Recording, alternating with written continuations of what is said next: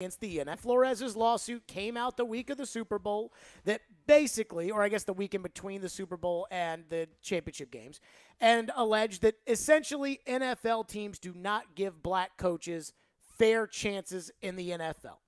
Let me state, I said this at the time and I believe this now. The NFL has not done a good enough job of hiring black head coaches. That it is not a representation of the league to have only a handful of black coaches in a league that is primarily African American. Now, ever since this lawsuit, clearly they've done a much better job. Mike McDaniel, Lovie Smith, Todd Bowles. It's clear that was a kick in the rear. But I've kind of stayed out of a lot of the details of the Brian Flores lawsuit because I don't totally know all the context around it. And headlines and stories and narratives, they will grab you and you will go, when you see some of these. And the Titans today have the spotlight on them because Ray Horton joined Brian Flores' lawsuit and alleges that in 2016, when he was interviewed for the Titans head coaching position, that it was a sham Rooney Rule interview and that he was humiliated by the sham Rooney Rule interview. And the proof is in the pudding because former Titans coach Mike Mularkey admitted on a Pittsburgh Steeler-themed podcast that his job interview in 2016 was kind of a sham. Take a listen. Well, Mike, if you could turn back the clock, where would I probably hate these questions, but would there be anything during your coaching career that you might have done differently or changed? That's a good question. I'll tell you guys this. I've always prided myself in doing the right thing in this business, and I can't say that's true about everybody in this business. It's a very cutthroat business, and a lot of guys will tell you that. But I allowed myself at one point when I was in Tennessee to get caught up in something I regret. I still regret it. But the ownership there, Amy Adams Strunk and her family came in and told me I was going to be the head coach in 2016 before they went through the Rooney Rule. And so I sat there knowing I was the head coach in 16 as they went through this fake hiring process, knowing a lot of the coaches that they were interviewing, knowing how much they prepared to go through those interviews, knowing that everything they could do, and they had no chance of getting that job. And actually the GM, John Robinson, he was in on the interview with me. He had no idea why he's interviewing me, that I have the job already. And I regret that's because I pride myself in my kids first, that they do the right thing. And I always said that to the players, and here I am, the head guy, not doing it. And I've regretted that since then. It was a wrong thing to do. I'm sorry I did that, but it was not the way to go about it. Should have interviewed like everybody else and got hired because of the interview, not early on. So that's probably my biggest regret. Wow, that's a touching story, and appreciate you sharing that with us. Yeah. Right there. And I'm going to tell you why. Because I remember that whole process. People will read the headlines. They will hear that clip from Mike Mularkey. It is embedded in every story about a sham interview by the Titans. They knew they were going to hire Mike Mularkey. They interviewed two other candidates for that job. Terrell Austin, the defensive coordinator of the Detroit Lions, which was to check the Rooney Rule box, and then Ray Horton, who was a horrendous defensive coordinator who had no business getting the Titans head coaching job, but complained that he didn't get interviewed for the job, so he wanted to be interviewed, so they interviewed him when everybody knew that he wasn't going to get the job. Now, here's my problem with this. Let's think of the word racism, right? Which is essentially what the Brian Flores lawsuit is about. Fair? Fair. Racism. Yes. Think about this. When most people hire for jobs, don't they usually know who they're going to hire?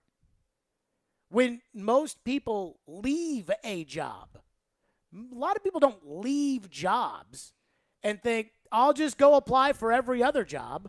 They leave a job because they already know where they're going to for the next job.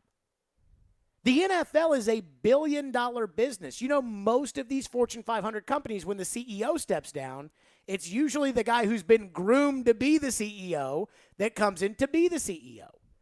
NFL teams are no different. But what the Rooney Rule requires, because it requires an interview, What the Rooney Rule requires is it requires this essence that you almost have to pretend like you haven't made up your mind. The Oakland Raiders knew they had John Gruden, and that's when they fired Jack Del Rio, and they still had to interview T. Martin, who was the offensive coordinator at USC. They were never going to give him the job. But it's not racism, in my opinion, from somebody who was here. It's not racism that the Titans gave the interim head coaching job to Mike Mularkey and that they thought that he should keep the job. If anything, it tells you that the process is screwed up, but we already knew that. Don't we already know that 2 years later, when the Titans fired Mike Mularkey after 2 winning seasons with the team's first playoff appearance in a decade, with their first playoff win since I was in the 8th grade, and they fired him? Don't we all know that they did that? Not because Mike Mularkey was some bad guy or some bad coach, but they fired him because they wanted to hire Mike Vrabel. Because they knew if they didn't, the Indianapolis Colts were going to lose Josh McDaniels, and they were going to hire Mike Vrabel. And so the Titans interviewed Steve Wilkes, and they interviewed Matt LaFleur, and neither guy had a chance to get that job, and the whole time they knew they were going to hire Mike Vrabel. And now the Rooney Rule makes you pretend that you shouldn't know who you're going to hire ahead of time. Well, that's just not how big business works. And I don't think it's racist to have an idea of who you want to hire for the job. Mike Mularkey was promoted to interim head coach in 2015 because the team was a freaking mess. Ken Wisenhunt was a disaster. They had no offensive line. They were 2-14 the year before. They ended that year as 3-13. Floyd said in 40 years of the NFL, he had never seen a team that had that little talent. Amy Adams Strunk realized, hey, Mike Mularkey's a pretty good football coach and a stabilizing factor for an organization that had had so much turmoil. Mularkey got a chance to audition for the job, and he passed.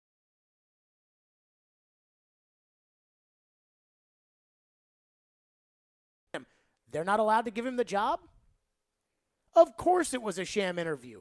I remember doing a pregame show, and this is why it's important not to read the headlines, but to remember what happened. I remember doing a pregame show. Caroline, you ever done a pregame show for a team that's the worst team in the NFL? No, I have not. It's not easy. I remember doing a 2-hour pregame show before the Titans played the Indianapolis Colts, a game that they would lose, and the Indianapolis Colts had signed their quarterback for that game on Wednesday of that week. It was Josh Freeman, and they still lost. And I remember doing the pregame show, and in all the morning pregame shows, NFL Network, Fox, all the other ones, in all the other morning pregame shows, they had said, league sources believe the Titans will retain Mike Mularkey. And I remember Derek and Floyd and I doing the pregame show, and we talked about, is this a good idea to retain Mularkey? Is it a bad idea? Should they go outside? What should they do? Then the Titans started interviewing general manager candidates. And there were reports that they liked Chris Ballard, but that Chris Ballard didn't want to keep Mike Mularkey as coach. Then there was a report that came out that said John Robinson out of Tampa Bay is willing to keep Mike Mularkey as coach. And I said to Floyd in private, I said, why would he do that? Why would he agree to have somebody else be the coach? Floyd said, because a couple years later, fire him, go get his own guy. Guess what happened? It was all a sham. But that doesn't mean that it's racism. It means that the Titans knew who they wanted to hire. They decided they were going to hire him. They hired him, and then they won some football games. And I can't speak to Steve Wilkes, who is also joining Brian Flores' lawsuit, and his experience with Arizona and everything else. I can't speak to that because I wasn't there. I can't speak to Brian Flores' allegations. I can't speak to how he felt being interviewed for the job, even though Bill Belichick had told him that Brian Daboll was already going to get the job. I can't speak to that. I'm not there. I don't know. I was here for this. Ray Horton was never going to get that job. Ray Horton never should have gotten that job. Ed Werder reported before the Titans hired Robinson and technically hired Mularkey. Ed Werder reported that one of the big reasons why Robinson was going to get the job was his willingness to keep Mularkey. Everybody knew that Mike Mularkey was getting that job. And I'm supposed to sit up here and be mad at Amy Adams Strunk for making the right decision? Because Mike Mularkey was a good coach. And I'm supposed to be mad at Amy Adams Strunk in 2018 because they ran an incredibly odd and flawed process and a total fake interview of Steve Wilkes, whom they were never going to hire, because they knew they were going to hire Mike Vrabel before they fired Mike Mularkey. And I'm supposed to be mad at that? The guy's coach of the year. One of the top 5 coaches in the NFL. That's a great move. And so I'm supposed to listen to Ray Horton, whose defenses were atrocious for the 2 years that he was defensive coordinator here, who only got a head coaching interview, not because of the Rooney Rule, but who got a head coaching interview because he complained that it was unfair that he didn't get a head coaching interview, that he now, 6 years later, feels totally humiliated because Mike Mularkey admitted that it was a sham interview. I don't know Ray Horton very well, and I can't tell you if he's smart or not, because I remember when Ray Horton on a 2-win football team told the media it wasn't his scheme that was the problem, it was the players. And I remember how the players interpreted that. So I don't know if Ray Horton's smart or not. I have no idea. But I know this. I know that everybody in the city of Nashville knew that Mike Mularkey was getting that job. And I can't believe that Ray Horton didn't think Mike Mularkey was getting that job. Everybody knew it. And it ended up being the right call. So am I supposed to be mad at the Titans? Am I supposed to think that the Titans made a racist decision because they had Mike Mularkey on the coaching staff, they liked Mike Mularkey on the coaching staff, and they decided to keep Mike Mularkey on the coaching staff? Am I supposed to be mad at them? Because that's what everybody's telling me, that I'm supposed to be mad. Well, if I'm supposed to be mad about that, then am I supposed to be mad that Tampa Bay Buccaneers didn't interview anybody except for Todd Bowles? I guess not. So the Titans are going to come under a lot of fire today, and it's going to come from around the country and people who read headlines and hear quotes and say, sham interview, the Titans are racist. And that's just not the situation. It's not how it went down. I lived it. And I know exactly why the Titans did what they did. They made the right decision in 16. I was against firing Mularkey in 18, and they ended up hiring Mike Vrabel. And if they didn't hire Vrabel, the Colts would have. So how would you feel if Mike Vrabel was the coach of the Indianapolis Colts? I wouldn't like that either. These are billion-dollar businesses. And the Rooney Rule is in there, and it's a requirement, and so teams go along with it. But to sit there and act like the Titans are bad people or that the Titans should have remorse for how they acted, in my opinion, is ridiculous. 615-737-1025. We'll get everybody's thoughts on this next. 615-737-1025, including your own. But I saw this stuff from Ray Horton today, and it just took me right back to when he complained about not getting interviewed for the job the first time. So they gave him a courtesy interview, and now here he is 6 years later complaining about the courtesy interview that he probably didn't deserve in the first place. Your thoughts, 615-737-1025. Fired up today. TriStar Moving. I'm fired up to talk about them as well. I have been telling everybody about TriStar Moving for a while now, and there is a reason why. They are 100%, hands down, the best moving company in Middle Tennessee. It's okay if you don't believe or trust me, but do yourself a favor and go check out their hundreds of 5-star reviews on Google that back up that opinion. You know why they get so many 5-star reviews? Because of the service they provide throughout the entire process, starting with the estimate, where the professionals come out to give you a quote, their administrative staff, which works with you every step of the way, preparing you for the move all the way to the big day. And I have sent tons of people their way, and people always call me back saying, oh, thank you for doing this. Their owners, Garrett and Robert, are true Nashvillians, and all they want is the opportunity to help as many of their fellow Nashvillians like you make what can be a very stressful moving process the most simple and easy service you've ever had. So if you're moving, give my friends at TriStar Moving a call, 615-640-1219, or visit their website at nashvillemoving.org/radio and get your personal discount on me, 5% off your entire move. That's TriStar Moving, 615-640-1219, nashvillemoving.org/radio. Tell them Jared Stillman sent you for 5% off your entire move. TriStar Moving, my official movers. Tune in every Wednesday at 4:30 p.m. for Nashville's own Jason Fitz with Jared Stillman and Company. Fitz started his sports talk career right here on 102.5 The Game, and now he anchors shows for ESPN. Jason Fitz is brought to you by Blood Assurance. Give blood, give local, give life.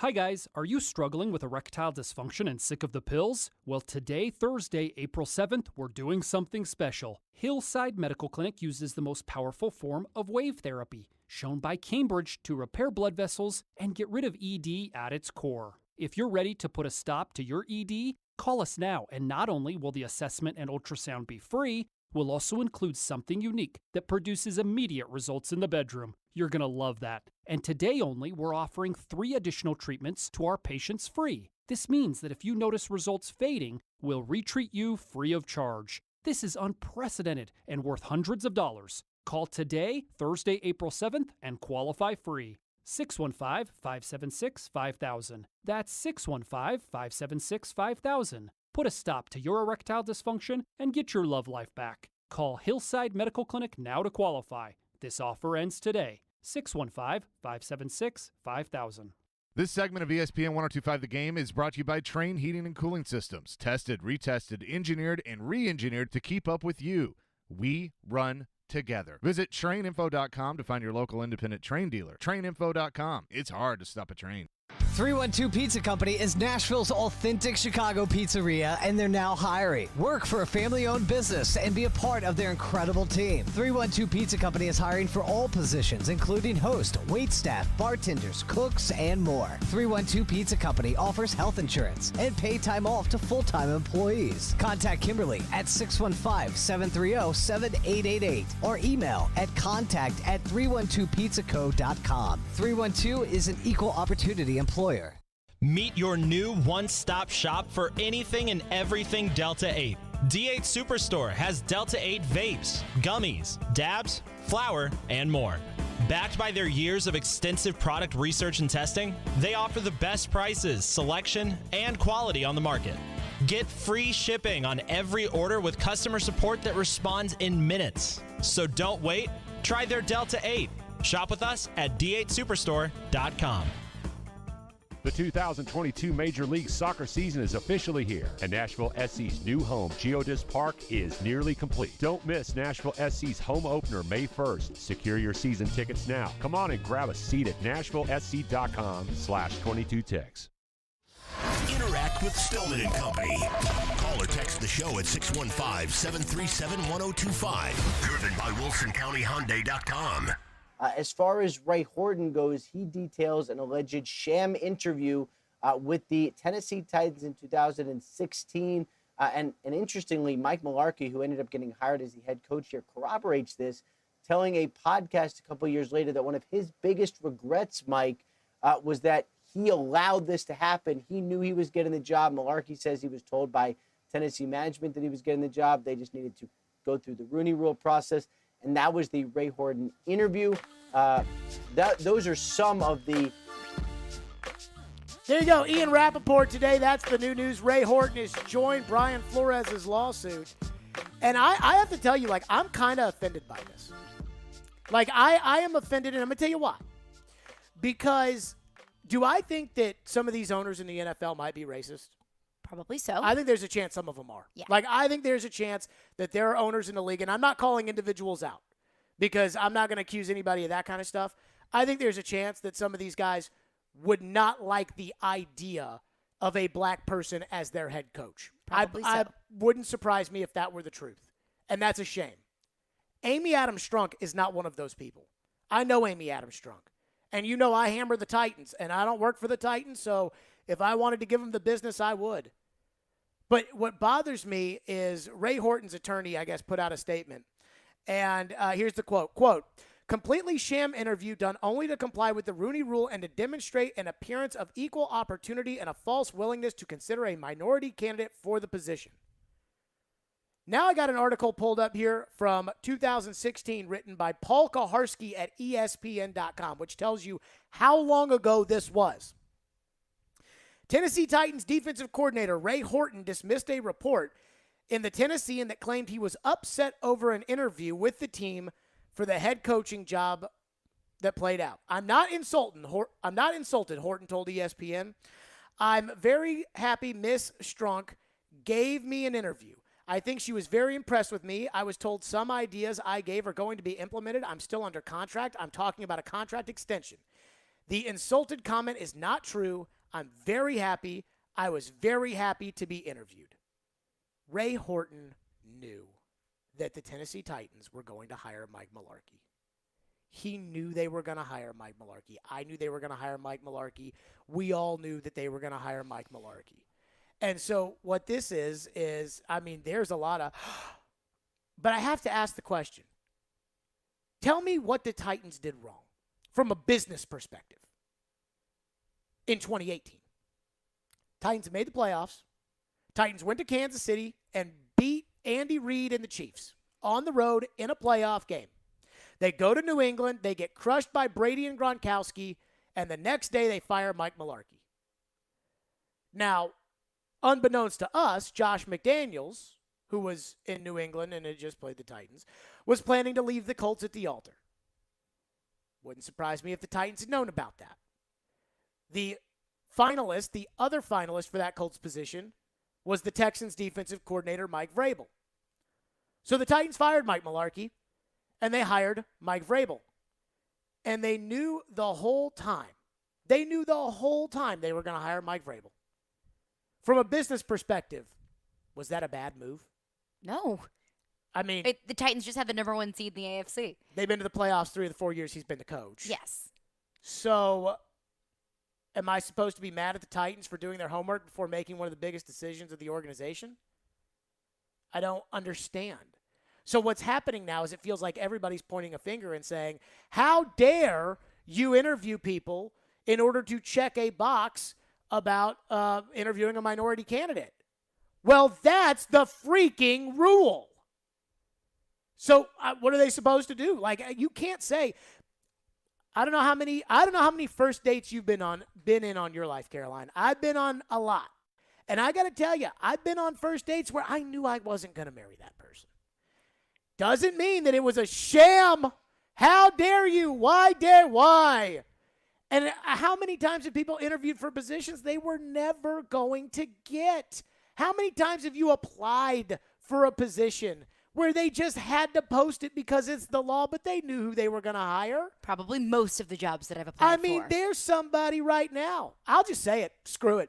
Caroline applied for a job at another station in town, a year and a half ago? Yeah. Applied for another job at a station in town. Did they email you back? Yeah, I had an interview. Okay. Did it feel like a sham? No. Guess what? But they didn't call me back, but they already knew who they were going to hire. From what I was told, it was. Yep, they already knew. That happens. I saw on LinkedIn that person got hired, and I reached out and said, hey, do we still have an interview scheduled? They were like, yeah, of course. And I was like, you're lying. That happens. Yeah, you're lying. People post jobs knowing who they're going to hire. And I'm so sorry. I mean, this Ray Horton thing for me, it's just, Ray Horton was so bad. I mean, so bad. Joe's texting me being like, Ray Horton said that because he didn't want to burn bridges. Ray Horton complained about everything when he was with the Titans, including the players, when he was the coach. And I remember Derek Morgan didn't take that very well. Now, Joe didn't cover Ray Horton when he was coordinator of the Titans. It was a mess. That man never deserved a job coach in the NFL, especially what he did with the Titans. That would be like saying, how dare the Titans not consider Terry Robisky for their head coach opening when they fired Mike Mularkey. Like, I'm sorry, but this is getting too much. It originally went to, you're not interviewing minority candidates, so now you have to interview minority candidates. So then, when teams already know who they're going to hire, they still interview minority candidates because the rules tell them that they have to interview a minority candidate. Mm-hmm. And now people are mad that the people aren't taking that seriously enough. There's nothing you can do about this. If you can't tell people who they have to hire. This is America. And if you tell people who they have to hire, then all of a sudden, you're not really America anymore. And I hate to say it, but this is what I think it's becoming, is it's like, we want you to hire who we want you to hire. And if you do that, then you don't get Mike Vrabel. So that's the thing I keep telling people with this is like, I mean, for Ray Horton to feel humiliated about a sham interview because 2 years ago Mike Mularkey said we knew at the time it was a sham interview. That wasn't the first sham interview ever, and especially in the NFL, and it's not going to be the last one. And I think you bring up a very good point about the Buccaneers and Todd Bowles. They knew Todd Bowles was going to be the head coach. And on NFL Network, on Good Morning Football, they even used that as a reason to justify the timeline of Bruce Arians' retirement. Here's what Joe just texted me, in all caps. Then why would you interview him talking about Ray Horton? The Rooney Rule. It wasn't the Rooney Rule. And I said this in the first segment. Interviewing Ray Horton had nothing to do with the Rooney Rule because they had already interviewed Terrell Austin, the defensive coordinator of the Lions. They interviewed Ray Horton because Ray Horton threw a fit that he felt like he should be interviewed. That I hate to say it, like, that's what happened. I lived it. I was there. Like, that's what happened. They interviewed Mike Mularkey, and they interviewed Ray Horton, and they interviewed Terrell Austin, and then they interviewed Ray Horton after Ray Horton complained. That was why they interviewed him. I mean, he knew he wasn't getting a job. I knew he wasn't getting a job. We all knew he wasn't getting a job. And so I'm sorry. I'm sorry. This whole thing about if the Titans didn't have to interview candidates per the NFL rules, they wouldn't have. Mularkey would have been the coach. And that's because he had the interview with the audition of being the interim coach for more than half the season. So now, we'll get to your phones. 615-737-1025. Boy, we are firing today. Stillman and Company, it's ESPN 1025 The Game. Hey, this is Roman Yossi, and this is Nashville. Going to the front of the net, he scores. What a gorgeous move. Roman Yossi. You're listening to the flagship of the Nashville Predators radio network, ESPN 1025 The Game. BetMGM is pitching baseball fans a chance to swing for the fences. Hey, what's up? It's Chase McCabe. All you have to do is register using the code 1025GAME200, and you'll win $200 in free bets when you place a $10 moneyline wager on any Major League Baseball game, and either team hits a home run, regardless of your bet's outcome. Enjoy baseball like never before with BetMGM's daily promotions at your fingertips all season long. I take advantage of these every day. Download the app or go to BetMGM.com. Use that code 1025GAME200 to win $200 when you bet $10 on an MLB game and either team hits a home run. Major League Baseball trademarks used with permission. Visit BetMGM.com for terms and conditions. 21 years of age or older to wager. Tennessee only. New customer offer. All promotions are subject to qualification and eligibility requirements. Rewards issued as non-withdrawable free bets or site credit. Free bets expire 7 days from issuance. For problem gambling support, just call the Tennessee Red Line at 800-889-9789. Sounds Baseball is back. Catch the action at First Horizon Park tonight at 6:35. Throwback Thursday returns, presented by Budweiser, as the Sounds wear their classic 1978 throwback uniforms. For tickets, visit NashvilleSounds.com.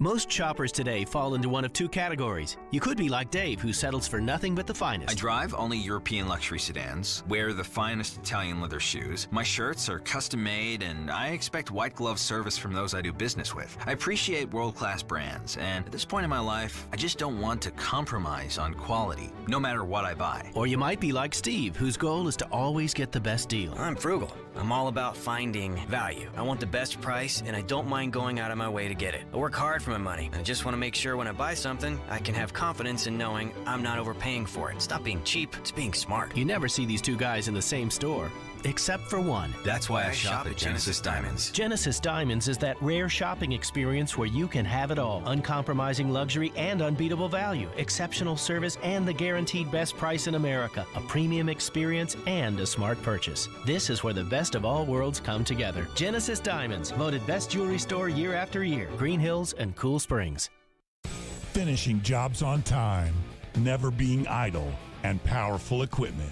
Meade has the John Deere excavating equipment and the smart grade technology solutions for you and your business. Power your business with a new, used, or rented excavator and get the performance you expect and service you can rely on. Call us today for the equipment built as tough and reliable as you, or visit us at meadtractor.com. That's meadtractor.com.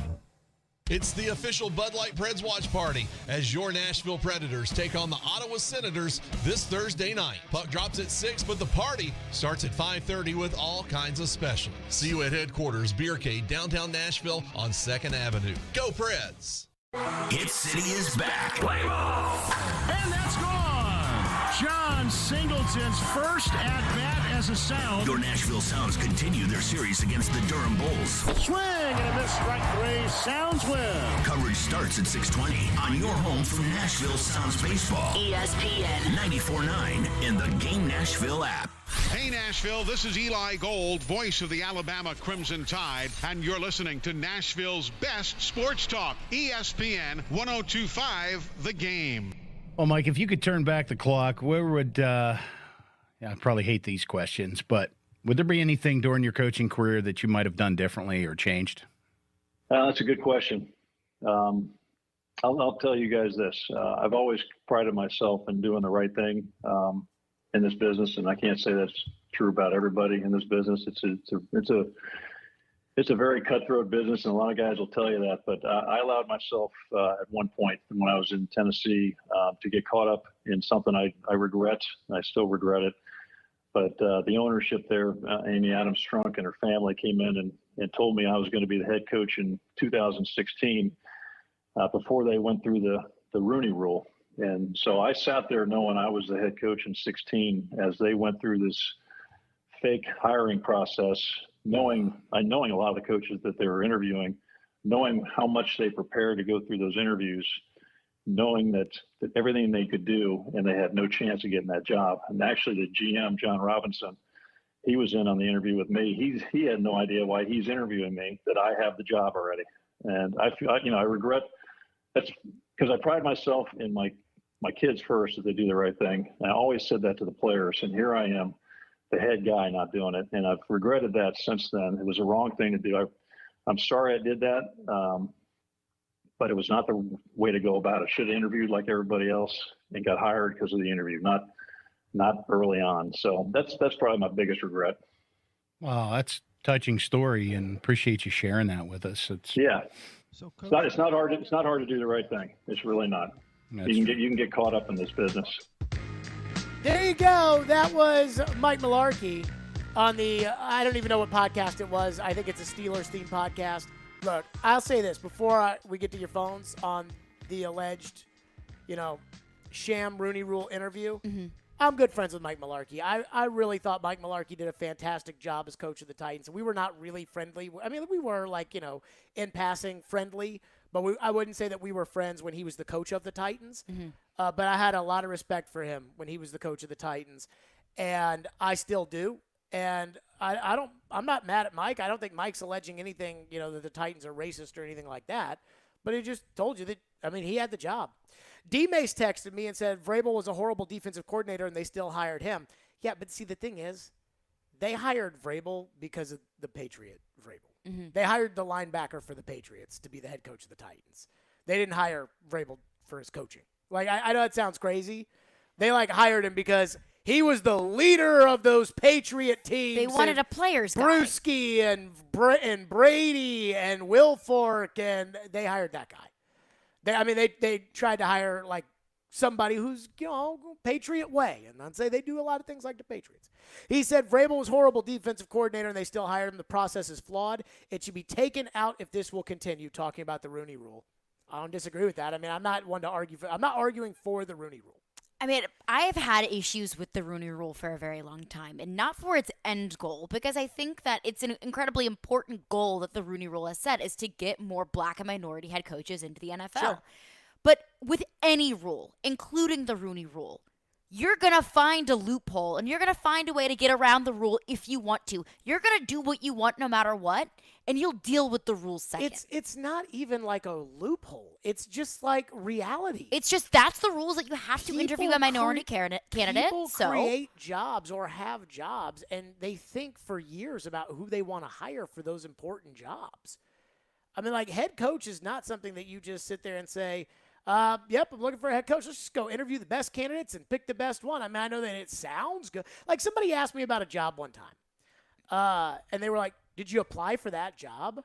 And I'm like, when you get to this level of radio, you don't apply for jobs like that. You don't, posting for an opportunity in Phoenix, and you don't apply for that job like that. Let's go to your phones as promised. John has been waiting patiently. Phone lines are driven by WilsonCountyHyundai.com. Kick us off, John. Go ahead.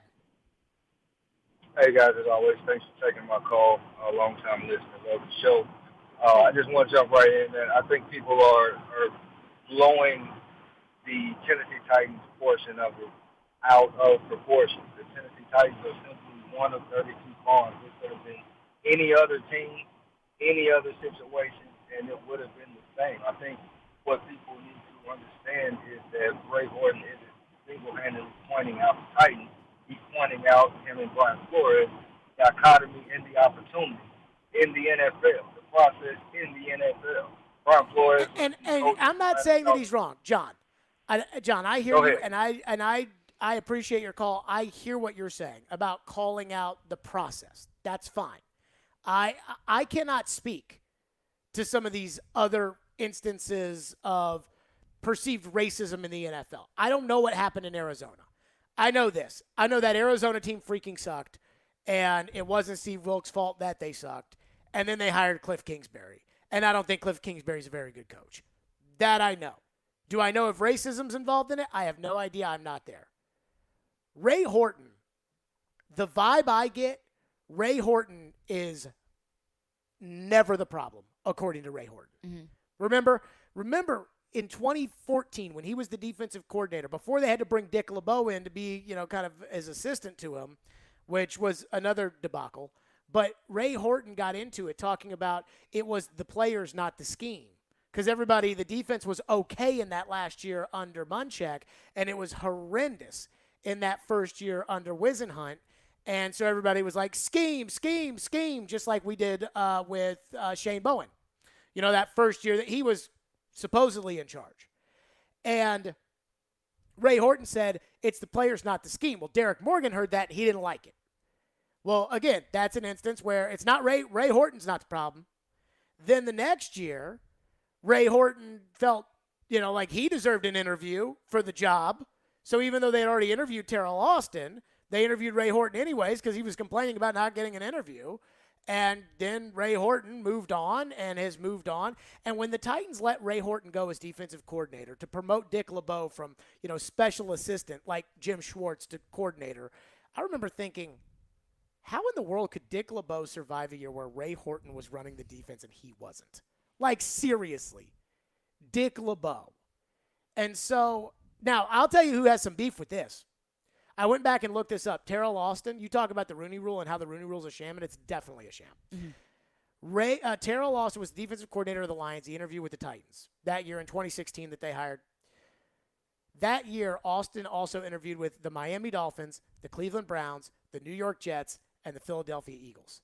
That's 5 interviews that he did for head coach, didn't get one of them. That is the problem with the rule. Yes. Is that everybody was It's a box that interviewing. you have to check rather than a legitimate consideration. Right. Leslie Frazier has probably interviewed over the years for more head coaching jobs than any coordinator in the NFL. Eric Bieniemy. Yeah, but there's something about Bieniemy. Like, I hear a lot of things about Bieniemy that a lot of people don't think he's a very good coach. But and that includes Patrick Mahomes, who doesn't, there's reported serious friction between Mahomes and Bieniemy. And Kansas City, I think, was really hoping that Bieniemy would get a job this offseason because I don't think they wanted to bring him back, but I don't think they really had a choice. From what I've heard in Kansas City, that they felt like they didn't really have a choice as far as Bieniemy was concerned. But still, I think he's interviewed for his fair share of head coaching positions. Well, at some point, though, too, like with Bieniemy, I don't ever feel like Bieniemy interviews are because of the Rooney Rule. I think he gets interviewed because he's the coordinator of the best offensive team in the NFL, and so he gets these job interviews. And then from what I've been told, apparently he is a horrendous interview. What I was told, and again, this is not like a high-level source. This is just pure gossip, but from somebody that I trust. So I feel like I can share it. What I was told was that the Cincinnati Bengals job was his, that Bieniemy sat down with the Bengals, and that was his job. And his interview was so bad that, like, he didn't know players. He didn't know, like, Yikes. It was so bad that the Bengals were like, let's just do some more searching. And then they brought in Zach Taylor, and apparently Zach Taylor's plan, like, absolutely wowed them. And that's why they thought they were going to hire Bieniemy. And then they decided to hire Zach Taylor. Now, you know me. I don't think Zach Taylor's a great coach. I think Joe Burrow's the coach of that team. But that goes back again to a lot of people that will say, if you hire a minority candidate and you don't hire them, or if you interview a minority candidate, you don't hire them, that it's a sham. That doesn't necessarily mean that it is a sham. And some of these cases, they could really seriously be interviewing Eric Bieniemy, and he could just be that bad of an interview. Mm-hmm. And I think there is something to that. I don't think that would be the first time that somebody, wanted to hire someone and then their interview was so bad, so they had no other choice but to go in a different direction. Sure. And that probably happens a lot. I cannot pass a judgment on what happens with other teams in other cities when I don't know the people involved. But I lived this Ray Horton situation, and I can tell you that it wasn't about race when it came to Ray Horton getting an interview. They had already done the Rooney Rule thing. Ray Horton got an interview because he complained that he hadn't gotten an interview, and they gave him an interview. They were never going to hire him, and everybody in town knew it. They had made up their mind on Mularkey, and Mularkey had 2 winning seasons. And then they made up their mind on Vrabel, and they fired Mularkey to hire Vrabel, and they did, and Vrabel's the coach of the year. So I am not going to throw the Titans under the bus, whereas the rest of the country undoubtedly probably will. 615-737-1025 is the phone number. We'll get back to your phones in on this one, 615-737-1025. And I know people are going to be throwing the Titans under the bus, but I can't throw the Titans under the bus because I was here when it happened, and I know what happened. Tune in for Sounds Baseball tonight on ESPN 94.9 as the Sounds take on the Durham Bulls, the AAA affiliate of the Tampa Bay Rays at First Horizon Park. Pregame with Jeff Him at 6:20. First pitch 6:35.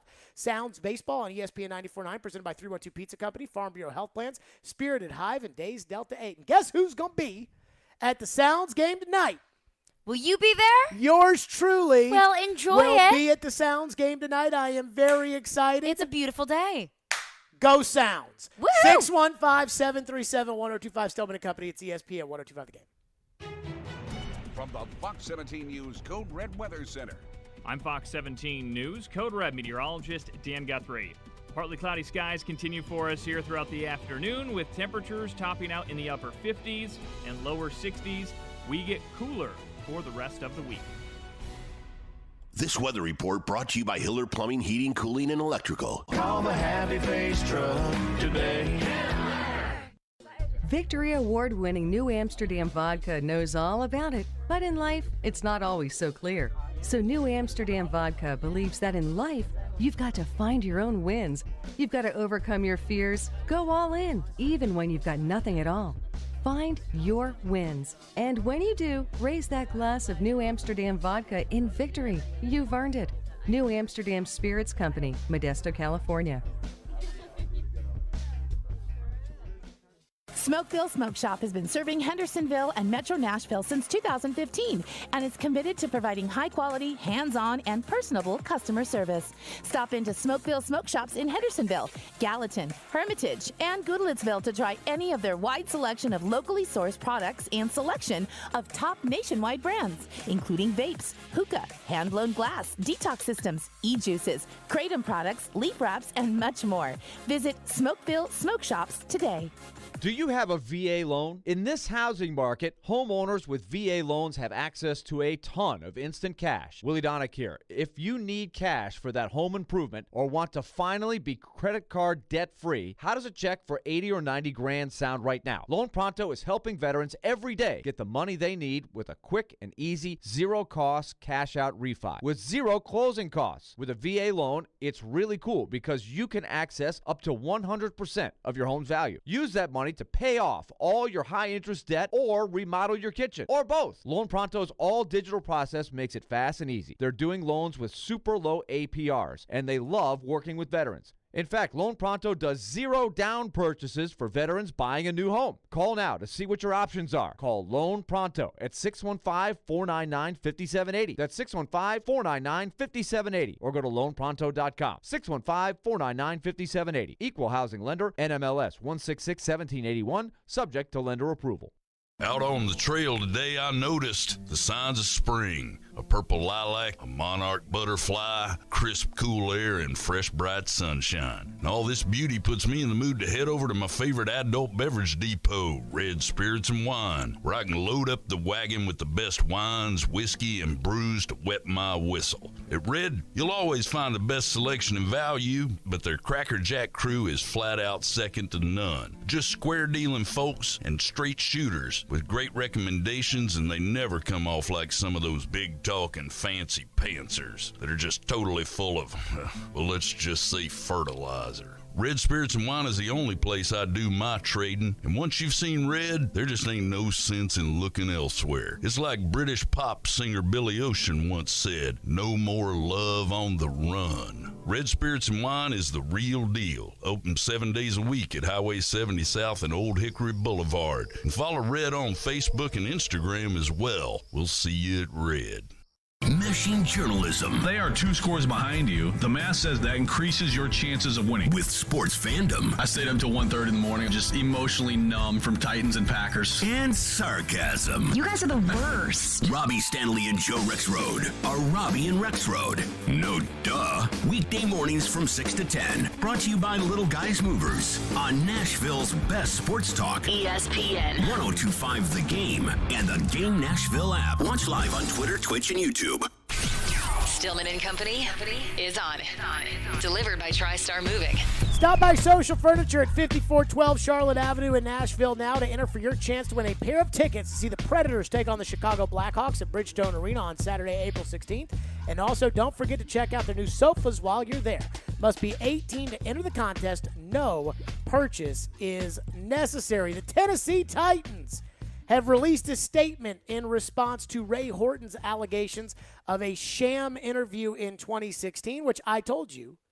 I'm just telling you the facts. I don't work for anybody, so I can say whatever I want. The Titans knew they were going to hire Mike Mularkey. The Titans told general manager candidates that took the job that they better want to have Mike Mularkey. Mike Mularkey was always going to be the coach. In fact, I remember at the opening press conference where they introduced Mularkey officially as the head coach and John Robinson as the general manager. And there was a question about who had the final say on the 53-man roster. And John Robinson goes, Steve. And Steve Underwood, the president of the Titans at the time, goes, John will have the final say on the 53-man roster. So that tells you that, like, it was already, like they wanted to make sure that, it was done. Mm-hmm. It was done. And the Titans released a statement that said, quote, our 2016 head coach search was a thoughtful and competitive process fully in keeping with the NFL guidelines and our own organizational values. We conducted detailed in-person interviews with 4 talented individuals, 2 of whom were diverse candidates. Who was the 4th? I don't know why I'm asking you. You were like in high school at the time. I don't know. But like, who was the 4th? Ian, do we remember who the 4th? Mularkey, Terrell Austin, Ray Horton. And Ray Horton only got an interview because he complained that he didn't get an interview. I'm missing something here. I'll have to go back and figure that out. I'll have to look, yeah. We conducted detailed in-person interviews with 4 talented individuals, 2 of whom were diverse candidates. No decision was made, and no decision was communicated prior to the completion of all interviews. And while we are proud of our commitment to diversity, we are dedicated to continued growth as an organization to foster diversity and inclusion in our workplace and community. That comes from the Titans. Let me say this. The Titans are lying, okay? Like, I had the Titans back for the first 50 minutes of today's show. That statement is complete and total bullcrap. Doug Marrone. They interviewed Doug Marrone? Mm-hmm. Interesting. Yep. Yeah, they weren't going to hire him either. So, sham that they hired Doug Marrone. They were not going to interview him or hire him. But now I'm kind of mad at the Titans, and I get what the Titans are doing. It's because this is what it all is, right? Like the Rooney Rule, it's the whole, and this is why the Rooney Rule is a sham. But the whole process is the Rooney Rule, did you interview candidates? Yes, sir, we did. Did you interview them, and did you keep an open mind to hiring them at the time that you interviewed them? Yes, sir, we did. Okay. And so that's the problem with the Rooney Rule, and the Titans' statement is the embodiment of what's wrong with the Rooney Rule. But that is, in fact, the Titan statement. So, I tell you right now, Ray Horton is not really, in my opinion, telling the truth because They'd already interviewed Terrell Austin, so it wasn't a Rooney Rule interview. And Ray Horton was never going to get that job, and Ray Horton never should have gotten that job, and the players didn't like Ray Horton, and his defenses were terrible, and Ray Horton, to me, that's a non-factor. And I think the Titans are getting drug into the mud with kind of this cloud of anticipated racism over the Titans, which I don't believe, and I do not think the Titans are a racist organization. The Titans put out that statement, and I think it's total bullcrap. I think the Titans are they don't totally have lying. another option. I agree. They have to put out fires as best as they can. I agree. Now, I will say this. That is the path of least resistance for the Titans, is to say, we thoroughly interviewed everybody. But again, that's simply not true. Now, here's why I wouldn't have said this if I were the Titans. And I would be concerned. Because this is a lawsuit, okay? And that means that you start putting out these statements, hands start going on Bibles. You know, if Amy Adams Strunk gets called in to testify, Mike Mularkey was going to get the job. The pregame shows before the final game of the year, all the insiders were saying that everything they had heard in league sources were the Titans were going to retain Mularkey. Everybody in town knew they were going to retain Mike Mularkey. The Titans knew it was an incredibly unpopular decision. They tried to hide it as best they could. The league got mad at the Titans because they announced it during the Patriots-Chiefs playoffs game in 2016. And the league doesn't like you announcing that during a game. But they announced it during a game because they knew it was an unpopular decision and they didn't really want people to talk about it. And Clay Travis, before, he turned using the internet from his house into a, almost billion-dollar business, went freaking bananas when they kept Mike Mularkey. Like, it was a very unpopular decision. But again, I lived it. And to me, there is not a hint of racism in anything the Titans did. And that's my statement. No racism from the Titans. Is there racism in the league? Probably. But I can't point fingers. I don't know. I just know with the Titans, that the Titans, in both of the cases since Amy Adams Strunk has become the controlling owner, in both instances where they've hired a head coach, they knew who they wanted to hire before they even started the process. And that is what most businesses do with every position anyway. What do we have in the text line? The Canadian Titan texts in and says the Rooney Rule has been a problem since its inception, but the only reason this is a big story is because of Mularkey's comments. Regardless, the Titans followed the rule even if there is some ethical issues. Yeah, I mean, look, and I'm not mad at Mike Mularkey. Mike Mularkey told the truth. Can't be mad at the guy for telling the truth, right? He told the truth. And the truth, But even if that is the truth, it doesn't mean that it's necessarily racist. It just means that their minds were made up.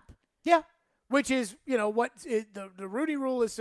Like, is everybody, and I keep asking this question when it comes to the Rooney Rule. Is every NFL team supposed to have an open mind of who they're going to hire at all times? Like, are you not allowed to know who you're going to hire when you fire your coach? Because that's bad business. So Sometimes of the you time, don't. Sometimes your coach is just that bad that you just want to get that guy out of there. But I would say 99.99% of the time, you know who the successor is going to be. two most important positions in the NFL. What are they? Head coach and quarterback. Okay. What's the one reason why everybody cries about not getting rid of Tannehill? Because who else is going to be Who's going to be the next quarterback if they get rid of Tannehill? If I told you, and it's a valid concern. If I told you that the Titans have lined up a deal and that Joe Burrow will be the next quarterback of the Tennessee Titans, how would everybody feel about getting rid of Tannehill? Woohoo! Get out of here, Ryan. See you later. Okay. Yeah. So, that's the point here. And I will not. Because I don't believe in telling businesses who they have to hire. I think it is un-American to tell somebody that you have to hire somebody. And, it's obvious, right? Like the Texans deny that they hired Lovie Smith because of the Flores lawsuit. They did. I think that the Dolphins were going to hire Mike McDaniel anyways, but that certainly didn't hurt matters in his case. Mm-hmm. And with the Bucs, really, I just think that Tom Brady hated Arians. And so I think Brady's the head coach of that team anyways. So And it was going to be Leftwich or Bowles anyways. And I think it was going to be Bowles because because Leftwich isn't even in charge of the offense. Yeah. Tom. And he's the offensive coordinator. Right. Like Tom is. And so, anywho, I I think the Titans are going to get drugged through the mud on this, and I just don't think it's fair. I don't think it's fair to what the Titans did, which I thought was good business for an organization that, in my opinion, had not been making good decisions. And they went out there and they got a good coach in Mike Mularkey. And I will stand to this day and tell you that I believe that Mike Mularkey is a solid football coach. And then they went out and got Vrabel, who right now is the reigning coach of the year. TD will join us. Now, we'll get into the draft with TD because obviously TD's been watching the tape, but we will get TD's thoughts on these Ray Horton allegations and his thoughts on the Titans and their statement. TD will join us next. What does he think? I do want to know. So Teron Davenport will stop by for the TD Power Hour. FanDuel Sportsbook is my official sportsbook app. First off, ladies and gentlemen, let's freaking go Tiger Woods. Golf's first major is a tradition unlike any other, and now you can bet on who will go home with the green jacket on the FanDuel Sportsbook app. And I don't think it's going to be Tiger. But I'm rooting for Tiger. I think I last saw he's 1 under par. Go Tiger. Right now, new customers can get 30-1 odds on 2015 champ Jordan Spieth, 4-time major winner Rory McIlroy, or 2020 champ Justin Johnson to make the cut at Augusta. That's right. If any of those players make the cut, you win big. And I think they're all going to make the cut. And I am hoping Tiger makes the cut. That's all I want. Just make the cut. See for yourself why FanDuel is America's #1 sportsbook and my official sportsbook app. Download the FanDuel Sportsbook app using the promo code JGM to get 30-1 odds on Jordan Spieth, Rory McIlroy, or Dustin Johnson to make the cut at Augusta. That's promo code JGM. FanDuel Sportsbook, official betting operator of the PGA Tour. 21 and older and present in Tennessee. New users only, must wager in designated offer market, max bet $5. Restrictions apply. See full terms at sportsbook.fanduel.com. Gambling problem? Call the Tennessee Red Line 1-800-889-9789. The voice of reason. If I'm the official, I would send both teams to the locker room and say, this is going to stop. The voice of the fan. Our entire team's a MASH unit right now. The voice of Nashville sports is your home of Nashville's best sports talk. ESPN 1025 The Game and the Game Nashville app. ElectronicExpress.com. We make it happen. Thinking about making a change? You've put in the years and had success, but ready for something more? Well, good news. Little Guys Movers is looking for folks just like you to own and operate their very own Little Guys Movers franchise. From Broadway to Brentwood to Mount Juliet, if you can hear my voice, there's an affordable, profitable Little Guys franchise opportunity nearby. Use your existing 401k to invest in yourself. Financing options are available. Join a team with 30-plus years of growth and good times. Learn more at littleguysfranchise.com and then make that call. Spring has sprung, which means it's time to renew your home with Social Furniture. It's their Spring Fling sale, where all furniture is up to 50% off. That's right, up to 50% off on top name brands such as Serta, Sealy, Simmons, Caracol, Bernhardt, and Woodhouse. At Social Furniture, you'll find new bedroom furniture, mattresses, and sofas, all up to 50% off. Spring into Social Furniture today on Charlotte Avenue in West Nashville. Shop local, shop social. Social Furniture is a proud supporter of your Nashville Predators. As a mom, you have to plan for everything. But I never planned on my health plan at work costing so much to cover my family. Fortunately, with more than 70 years of experience helping Tennesseans, Farm Bureau health plans help me get family-friendly coverage for a lot less. So I can focus on raising my kids, not my premiums. Ouch, Mom! Find out more at FBHP.com. Farm Bureau Health Plans. Plan on us. Bank of England Mortgage has been helping Americans live the dream of homeownership for over 100 years. Since their humble beginnings in England, Arkansas in 1898, they've grown into a nationwide mortgage lender with 141 offices across 45 states, including 3 convenient locations right here in Middle Tennessee. Find out more at BOE1214.com. Bank of England Mortgage is a division of Bank of England Mortgage. Equal housing lender, member FDIC, NMLS 418-481.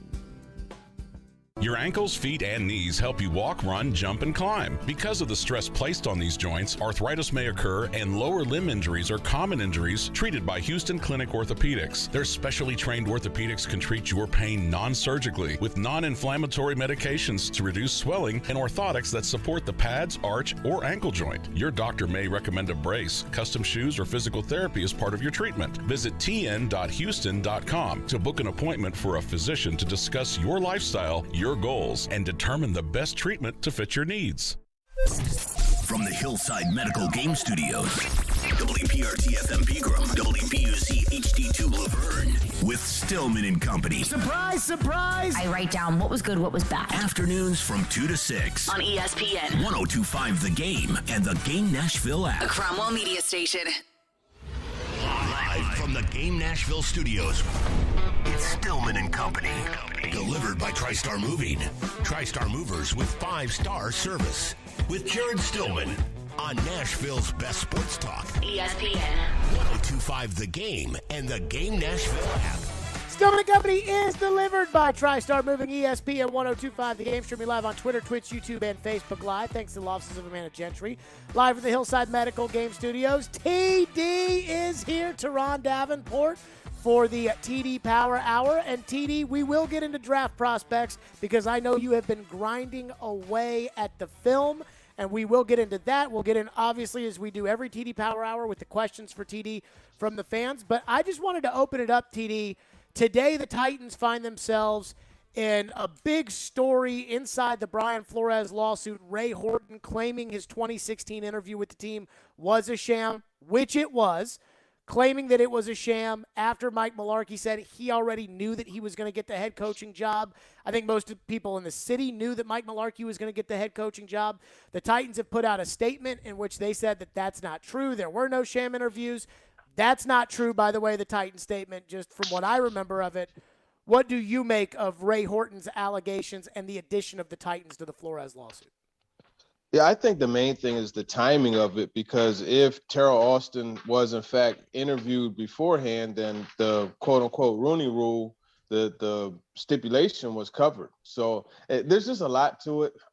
Mike Mularkey's comments are interesting, and he came out with those now.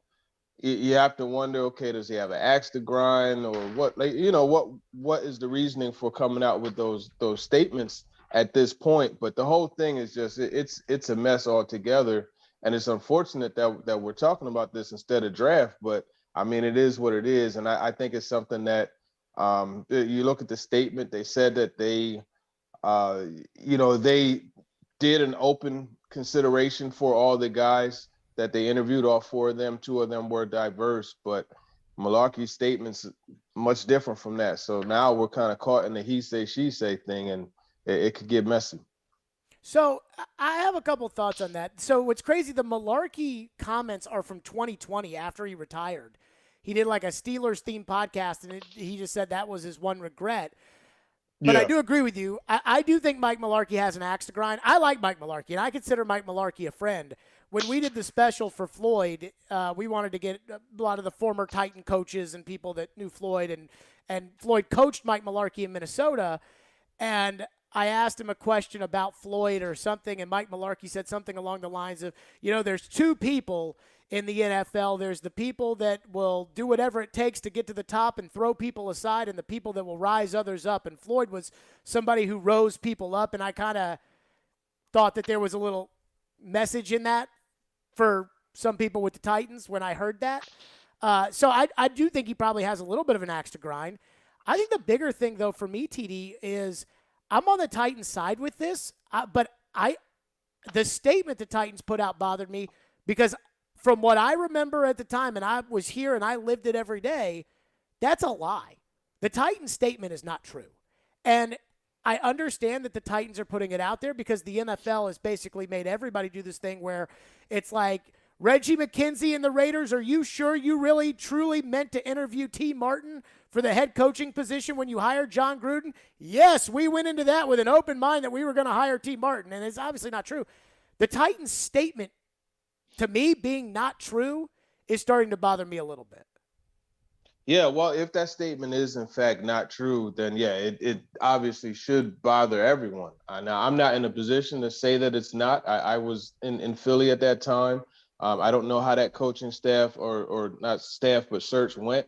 But if it is not true, then yeah, there's a problem. And just to be clear, I'm not saying that Mike Mularkey does have an axe to grind. I don't want to, have my words misconstrued. I'm saying that you wonder if he does, with this statement coming up. I think another thing too, and I want your opinion on this one, TD, is let's go back to the Vrabel hire, because the Titans interviewed 3 people for that job: Vrabel, Matt LaFleur, and Steve Wilks. And I felt very much at the time like the Steve Wilks interview was very much a check the Rooney Rule box. I think the Titans knew they were hiring Mike Vrabel to be their head coach before they fired Mike Mularkey. And I think the interview with Matt LaFleur was a way to kind of pick his brain before deciding to go after him for the offensive coordinator job. And I even said that at the time when they had it, that I was like, they must be interviewing Matt LaFleur to see if he could be an offensive coordinator candidate. And yet, that was a smart move by the Titans. Vrabel's a good coach, and if they had not hired Vrabel in that instance, he'd be the coach of the Colts right now. That was a good business decision by the Titans, but it is not in the spirit of the Rooney Rule. What do you make of that? Because I do feel like there's a lot of hires like that. Yeah, and this is another one where I'm not in a position to say that they knew that Mike Vrabel was the guy that they wanted before they hired him, and went through the whole process, rather. So I don't know as far as what happened there. I do remember Matt LaFleur being interviewed, and I was kind of confused by that one. Again, this was when I was in Philly. I hadn't made it to here to Nashville yet, but I think when you look at the whole situation, again, it goes back to he say, she say. And for me, the way that they did that, just as far as getting Matt LaFleur that interview and talking to him and making it so that he was going to be the offensive coordinator, I think that was the right thing to do. And in some cases, that is your opportunity to get to know somebody when you interview them for the head coaching job. Now, as far as the Rooney Rule is concerned, in my opinion, it is to an extent doing what it's supposed to do. And that's giving these guys opportunities to interview. Now, are all of the interviews 100% legitimate? No, we know that. And that's why Jim Caldwell barely goes on interviews anymore. But the point of it, obviously, is to get the more minorities opportunities to be head coaches. But one way that you could do a really good job on the interview is what? Having reps. So I think that's something that it does help in that aspect. But obviously, we're not at a point where we have enough minority head coaches in this league. I think one thing that bothers me, TD, is that I would agree with you that we don't have enough minority head coaches. In the last 3 months, though, I think they've tripled or quadrupled the amount of minority head coaches in the league, when it was just Mike Tomlin and Robert Saleh. And now you got Mike McDaniel, you have Lovie Smith, you have Todd Bowles. And it is discouraging to me that the NFL needed Brian Flores suing them in order to kind of kick teams in the bum to hire minority coaches. And then it almost sometimes makes me feel like, do the Texans really believe in Lovie Smith? Did they really believe in David Culley? Like, I do start to question whether or not those are fair hires or if they're just doing it to appease people, and that bothers me too. And the whole process seems to be really, really confusing and I think really irritating and almost disrespectful. What do you think? Yeah, the David Culley situation, that, in my opinion, is very similar to Steve Wilks as far as like the placeholder type of deal. And I believe the Texans were going to hire Josh McCown. I believe that's who they wanted to hire. And it just, once that Brian Flores lawsuit came out, I think it would have been just, hell on earth if they would have hired him for hell on earth for them, the Texans. So Lovie Smith was a guy that was already in the building.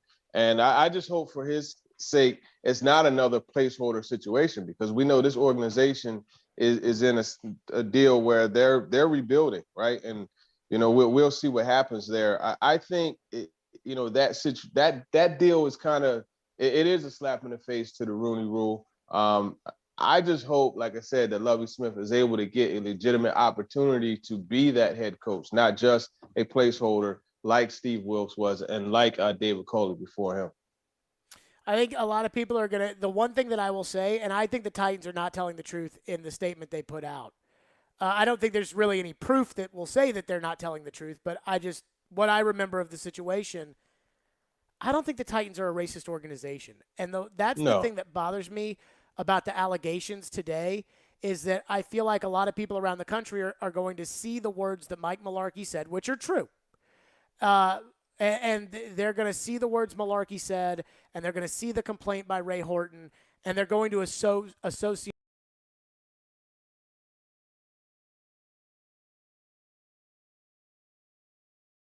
I do not believe the organization is, and that's the one thing that probably I find a little disheartening, is that I think some people who don't know the Titans and don't cover the Titans may feel that way about the Titans.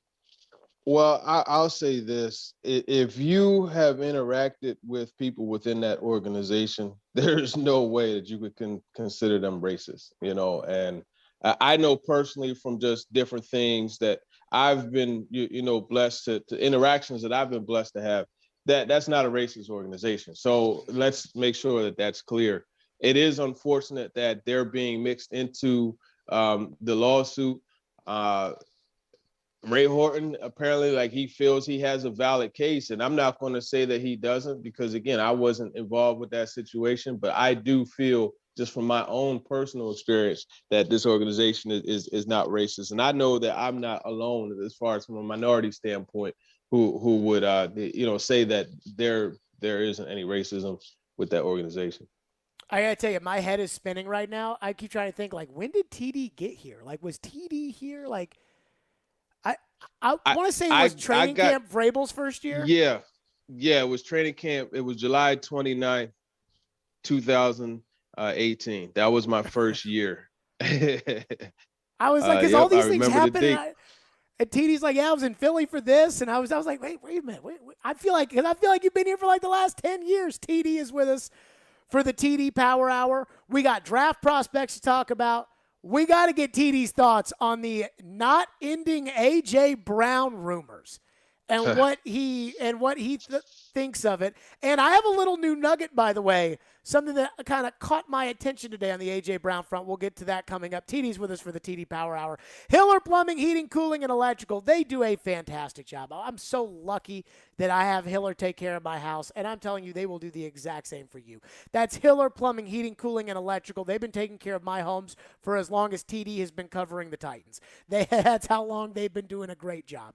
And they're giving away free vacations for you and your family this month. With every purchase of a new whole home generator or select new HVAC systems, Hiller is giving you a free week-long vacation. With every purchase of a new tankless water heater, Hiller is giving you a free weekend vacation, and they're giving you a Visa Rewards card to help pay for the gas to get you there. Choose from over 400 Marriott, Wyndham, Hilton, or Hyatt hotel properties. Take advantage of this unbelievable deal while you can, because these deals are only available for a limited time. So make sure you schedule today. Visit happyhiller.com for all the details. As always, Happy will be here. The service is free. That's Hiller. Proud supporters of the Preds, the Vols, and Vandy. Hiller, call the Happy Face Truck today. Every Friday at 8:30 on Robbie and Rex Show, we talk with the legend Terry Chris about all things Nashville Predators, presented by Copper Branch on ESPN 102.5 The Game and the Game Nashville app. Staples stores are a new world of possible with innovative tools for small business and remote workers and learners. Explore more at your local Staples store or staplesconnect.com. Hi guys, are you struggling with erectile dysfunction and sick of the pills? Well, today, Thursday, April 7th, we're doing something special. Hillside Medical Clinic uses the most powerful form of wave therapy, shown by Cambridge to repair blood vessels and get rid of ED at its core. If you're ready to put a stop to your ED, call us now, and not only will the assessment and ultrasound be free, we'll also include something unique that produces immediate results in the bedroom. You're going to love that. And today only, we're offering 3 additional treatments to our patients free. This means that if you notice results fading, we'll retreat you free of charge. This is unprecedented and worth hundreds of dollars. Call today, Thursday, April 7th, and qualify free. 615-576-5000. That's 615-576-5000. Put a stop to your erectile dysfunction and get your love life back. Call Hillside Medical Clinic now to qualify. This offer ends today. 615-576-5000. Golfers, swing into Edwin Watts Golf Shops for the hottest new arrivals from Cobra, featuring the new LTDX drivers, engineered for the longest total distance with extreme forgiveness. Internal weights create the power core, and hot face technology delivers faster ball speeds at every contact point. 4 drivers to fit every golfer's needs. Swing by Edwin Watts Golf Shops and get custom fit today. Edwin Watts Golf Shops, home of the 90-day satisfaction guarantee, and shop us online at worldwidegolfshops.com. Men, what if I told you that now you're able to get testosterone replacement therapy in the comfort of your own home? No more weekly trips to the doctor's office. We come to you 7 days a week, 12 hours a day. Be seen by a licensed medical professional in the privacy and comfort of your own home or office. You decide. Schedule your appointment today at CoolSpringsMDformen.com. The 2022 Major League Soccer season is officially here, and Nashville SC's new home, Geodis Park, is nearly complete. Don't miss Nashville SC's home opener May 1st. Secure your season tickets now. Come on and grab a seat at NashvilleSC.com/22ticks.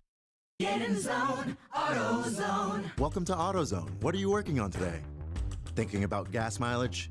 Keep your engine at its best with clean oil from Pennzoil Platinum Full Synthetic. Got an older vehicle? Use Pennzoil Platinum Full Synthetic High Mileage.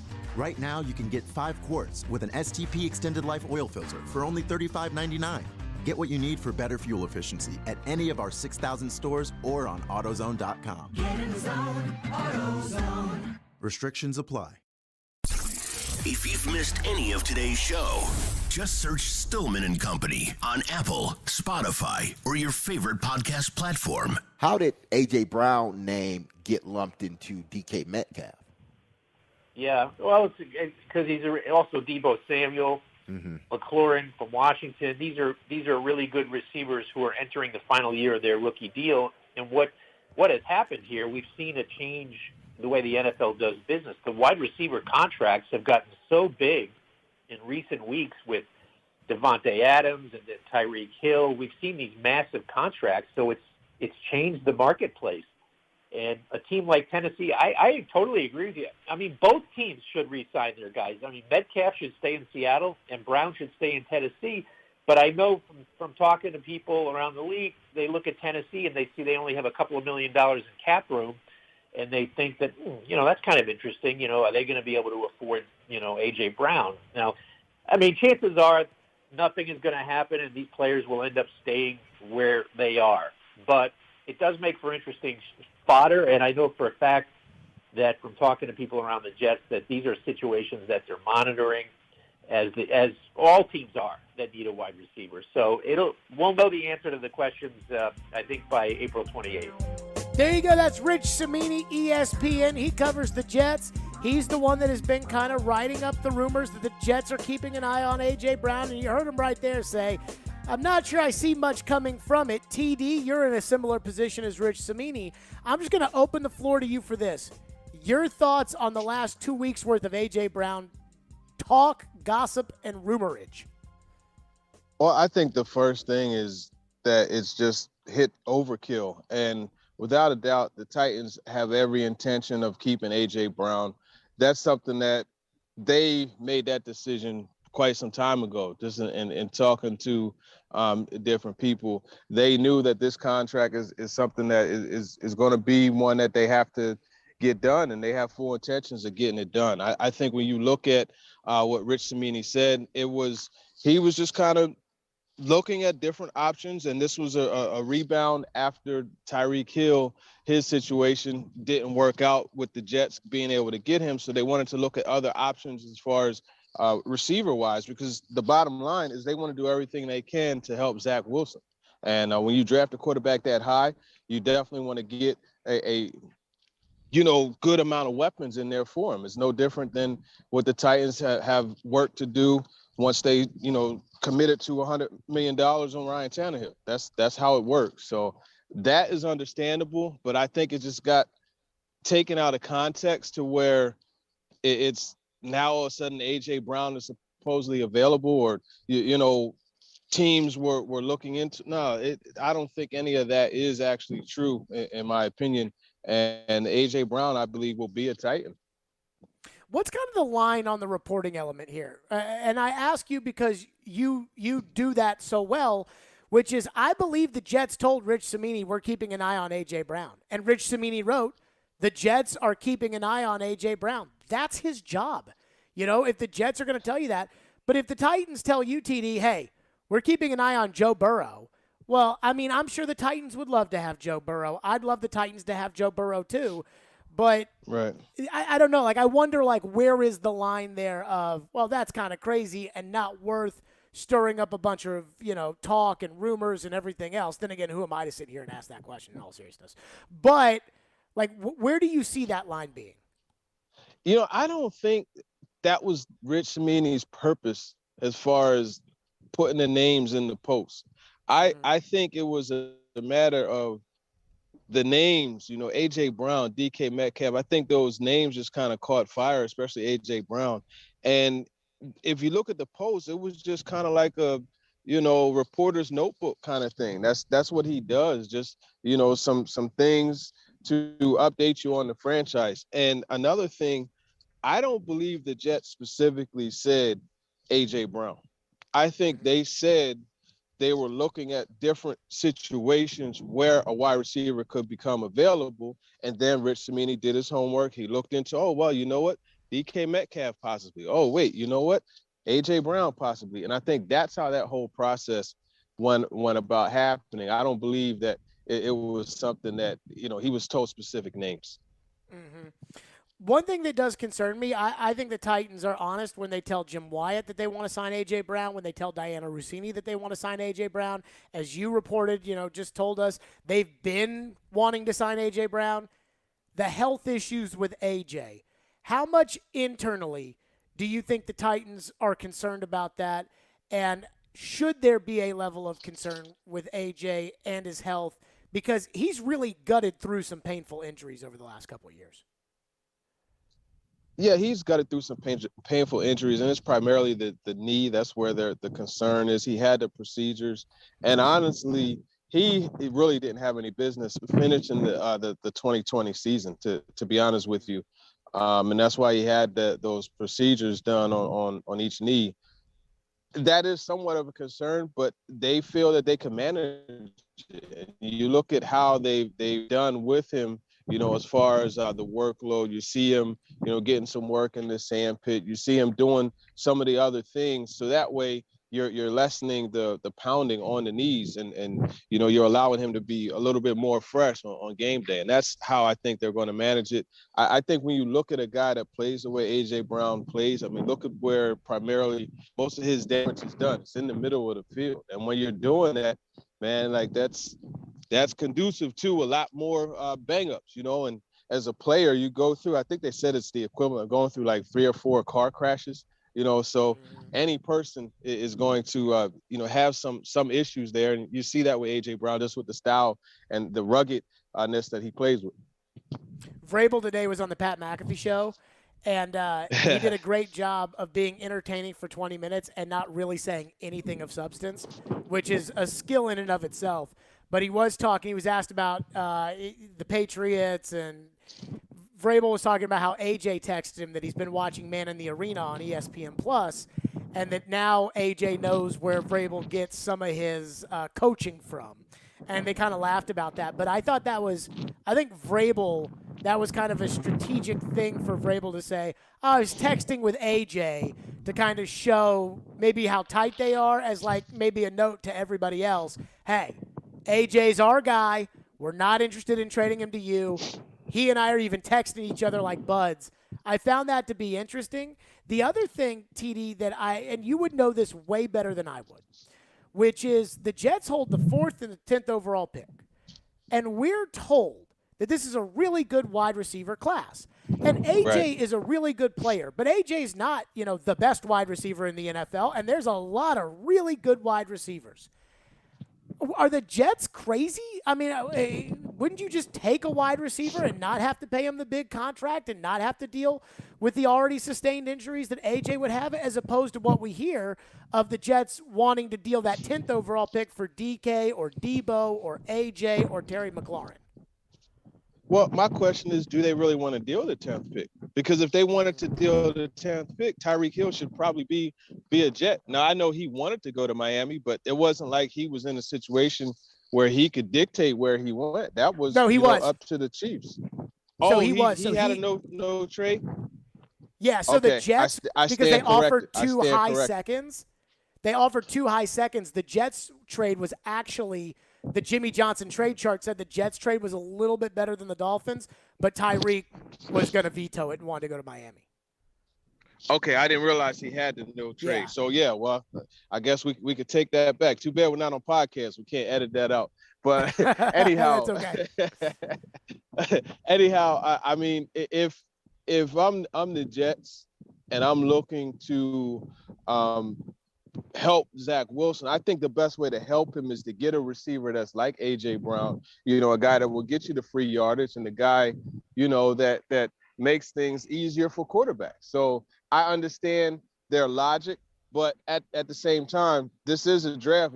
Drake London, he has a tremendous catch radius. I think he fits, what they're looking to do as far as building around Wilson, and he complements Elijah Moore and Corey Davis pretty well. So I don't really see they would have to put together more than just the 10th. I think the 10th overall pick in order to land A.J. Brown. I'll put it to you that way. Mm-hmm. TD's with us. I said the 10th overall pick and the first next year. And I would ask for more at the beginning, but those would be the two. Because, the Jets' first overall pick next year could be third overall. I mean, that could be, one of the big ones. TD's with us. The draft tape. TD knows it better than anybody else who covers the Titans. I want his thoughts. I got two very specific draft questions for TD, and then his breakdown of what he's seen on the tape. We'll do that coming up next. Join 1025 The Game tonight for the Preds Bud Light Watch Party at Headquarters Beer Arcade. Drink specials. Enter to win Preds tickets and watch Preds take on the Ottawa Senators. It's the Preds Bud Light Watch Party at Headquarters Beer Arcade, 114 2nd Avenue South, downtown. Puck drop at 6 o'clock tonight. Caroline, please tell us about the Caesars Sportsbook app. It is the Caesars Sportsbook Report. Now, the NCAA tournament is behind us, but MLB kicking off today, or I guess hitting off today. With MLB opening day, we'll have plenty of baseball odds for you, but Caesars Sportsbook has released a brand new offer for their new users. Download the Caesars Sportsbook app and get started with up to $1,100 in first bet insurance. So sign up with promo code RADIOCZR. That's one word, RADIOCZR, and then place your first bet on now the MLB, on hockey, on NBA, you name it. We'll have plenty of baseball odds for you throughout the season. But the Predators playing tonight on the road at Ottawa. Now give me the Predators -1.5 plus 145 odds on the Caesars Sportsbook app. Now the Preds beat the Senators 4-1 last week. Their offense has been absolutely kicking some butt, averaging about 3.5 goals per game this year. The Predators are just a better team. They're playing for something in a playoff spot, and the Senators are already out of playoff contention. So I think the Predators are going to be going into Ottawa hot tonight. Must be 21 and physically present in Tennessee. New users only. Bet amount of qualifying wager returned only if wager is settled as a loss. Paid as a single bet credit. Must be used within 14 days. See Caesars.com/promos for full terms. Gambling problem? Call or text the Tennessee Redline at 1-800-889-9789. Caesars Sportsbook. Download it, people. Hey, I'm Ryan Johansson, and this is Smashville. Back to Johansson, and Johansson tips it in with one hand on the stick. You're listening to the flagship of the Nashville Predators radio network, ESPN 1025, The Game. When it's more than just your lawn, it deserves the Kubota Z400. Get a head-turning offer on class-leading speed, agility, simple deck height adjustments, and a quality cut. When you need comfort and performance, then you need the professional-grade Kubota Z400. Right now, get the Kubota Z400 mower for 0 down, 0% APR for 36 months, or save $300. Now through June 30th. See us or go to KubotaUSA.com for full disclaimer. Come see why Coleman Tractor Company is one of the largest Kubota dealers in Middle Tennessee, with 4 locations to serve you in Paris, Clarksville, Nashville, and their new location in White House.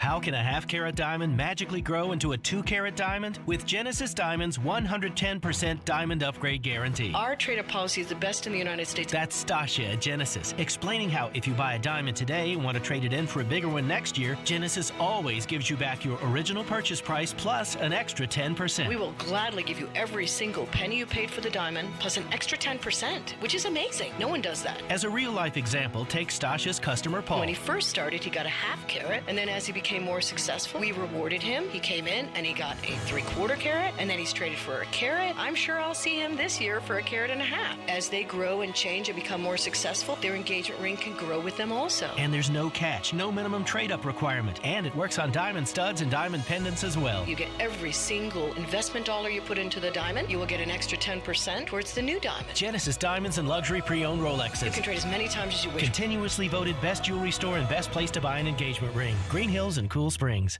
Spring into savings at Electronic Express. Get up to 40% off the latest 4K TVs from Samsung, LG, Sony, Hisense, TCL, and more. That's not all. Get huge savings in every department, like computers and gaming, smart home, housewares, mattresses, and more. Plus, save up to 40% on all appliances with up to 36 months free financing. Shop in-store or online with free express delivery on most items. Shop locally owned and family operated at Electronic Express. We make it happen.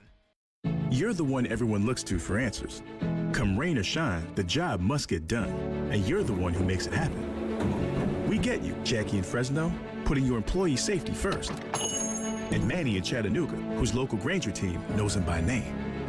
We're here for you and all the ones who get it done, with 24/7 customer support and access to product specialists to help you find what you need. Call clickgranger.com or just stop by. Granger, for the ones who get it done. ESPN's Turon Davenport breaks down the Titans like no other. On the field chemistry, I don't think it's going to be a problem. It's just going to be a process. Catch TD Mondays at 11, Thursdays at 3, and Fridays at 8. Plus, the Talking with TD podcast drops every Wednesday. When you draft players, it's not just for one season, it's for a career. Nashville's best sports talk. ESPN 1025 The Game and the Game Nashville app. Hey, Nashville, this is Paul Feinbaum, and you're listening to Nashville's best sports talk, ESPN 1025 The Game. Stillman and Company join 1025 The Game for the Music City Celebrity Golf Tournament benefiting Folds of Honor on May 16th at Hermitage Golf Course. Put your team together and come play with athletes, musicians, and other local celebrities. Sign up at thegamenashville.com/golf.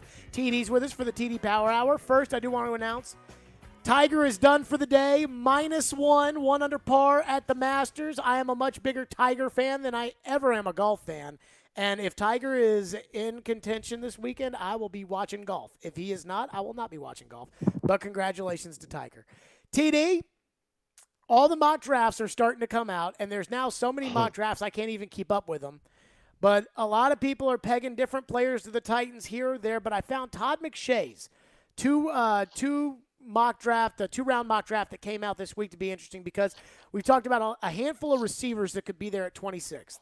And now a lot of those receivers are starting to fly off the board before the Titans would pick, especially for teams like the Packers or the Chiefs or other teams that have now really loaded up with picks that could be going after wide receiver. And it makes me wonder, you've watched the tape of this draft. Do you think with the 26th pick that there is like a sweet spot of players that you're starting to think these guys match up for the Titans? Yeah, I've always thought Jahan Dotson from Penn State matched up for the Titans as far as the player. Now, he doesn't exactly fit their profile receiver. You know, they like the bigger guys. He's right around 5'11", 6 feet. So he's still someone I think fits there. You look at pick number 26, Traylon Burks is a receiver I think that will be available also. Me personally, I'd rather go Eric Ezukama out of Texas Tech. I'd rather go him in the 3rd or 4th round. I'm hearing 3rd round, the back end of the 3rd round is right where he's likely to go. And he's someone that, you know, you talk this Deebo Samuel stuff, who, by the way, Deebo Samuel scrubbed his Instagram of 49ers stuff. There's nothing on there. So take that for what you want. But he is actually he is actually a guy that, in my opinion, is the most similar to Deebo Samuel. Elijah Campbell and I were watching some of his film yesterday, and he has that. So, but you look at that 26th pick, I would say Jahan Dotson, Traylon Burks. I will tell you this, Chris Olave is going to go top 15. It's very likely he goes top 15. So, you know, that was a good dream to have for Titans fans, but I highly doubt that happens. So you look at those guys, I think right there. And another dark horse, Christian Watson, who, I mean, we're talking about a 6'4" guy that has been used in the backfield at the slot, you know, outside at the Z as well, you know, X. So I think that's someone else that could be an option at 26. TD, Jordan Reed at ESPN, who's joined Kuiper and McShay and Matt Miller as kind of one of their draft experts. Jordan Reed put out today that he believes Carson Strong with the 93rd overall pick or whatever it is that the Titans have in the third round, the quarterback out of Nevada, he sees that as a landing spot for him with the Titans in the third round. Do you think that Carson Strong profiles as a guy who could eventually take over for Ryan Tannehill, or do you think once you get past kind of this first wave of quarterbacks that most of these guys are going to end up being backups? I think Carson Strong could be a starter. When you look at him, the big question was the mobility, and they called him a statue. I will say this, he played last year on an injury after surgery that typically takes 6 months to recover. I mean, a year to recover from. He did so in 6 months. So his dad actually pleaded with him, and he told me this directly, that his dad pleaded with him not to play, but he ended up doing it anyway. So that I say all that because you have the mobility stuff with him that people have had questions about, but he was at the Senior Bowl without a brace. So he, I think, is going to be okay from a mobility standpoint. Would it be the same as Tannehill? No. But when you look at the arm, you look at the third down efficiency, one of the things that, they love about Ryan Tannehill is that he gets them in and out of a bad play and into a good one, right, with the checks that he makes. Well, that's exactly what Carson Strong had at Nevada, full autonomy at the line of scrimmage, and he did a really good job with that. I think he has the big arm. I definitely see him as a guy that could be a solid starter at the next level. So it's now getting close enough to the draft, TD, where I need to know who are TD's kids, the guys that TD, when he flips on the tape, just falls in love with as far as the Titans are concerned.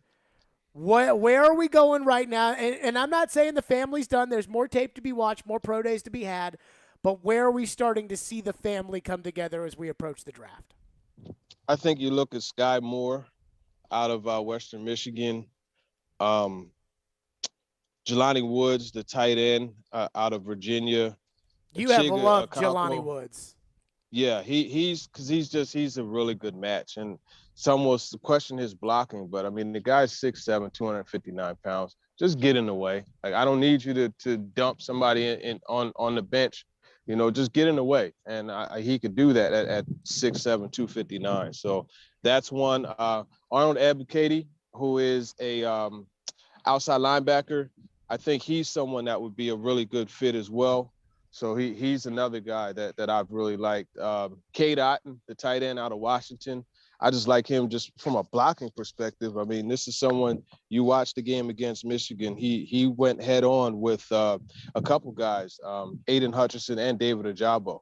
And then another one that I'm kind of catching on to a little bit late is Isaiah Pacheco, who is a running back out of Rutgers. And we're talking, 5'11", 225, 4.37 guy. And he's a home run hitter at the running back position. Titans running back coach Tony Dews was at his pro day, and he actually conducted the workout. So I really like him as a match as well, just to give him another one of those rugged running backs, to kind of offset when Derrick Henry's not in the game. They can still run, the way that they want to pound the rock. One thing that I found to be kind of interesting with the Titans, and Trevor Maddich texted me about this the other day, which was, when the Titans have had their best picks under John Robinson outside of Jack Conklin, they really weren't a bunch of need picks. Derrick Henry, They already had DeMarco Murray. Jeffrey Simmons, they had Jarrell Casey. A.J. Brown, they thought that Taywan Taylor, Corey Davis, and Adam Humphries were going to be playing wide receiver. And I say this because Titan fans freak out when they see linebackers projected to the Titans in the first round. But Nakobe Dean was a freaking baller at Georgia. And Trevor was talking about how if Nakobe Dean's there at 26, he's going to have a hard time not taking Nakobe Dean. That guy was all over the field at Georgia. And I know that the Titans fans don't want a middle linebacker. I don't want the Titans to draft the middle linebacker. But there's something about him. The one thing I'll say about the draft, TD, you got to get the best players out of it. What do you think about some of these guys that may not be position need fits, but might be really good football players?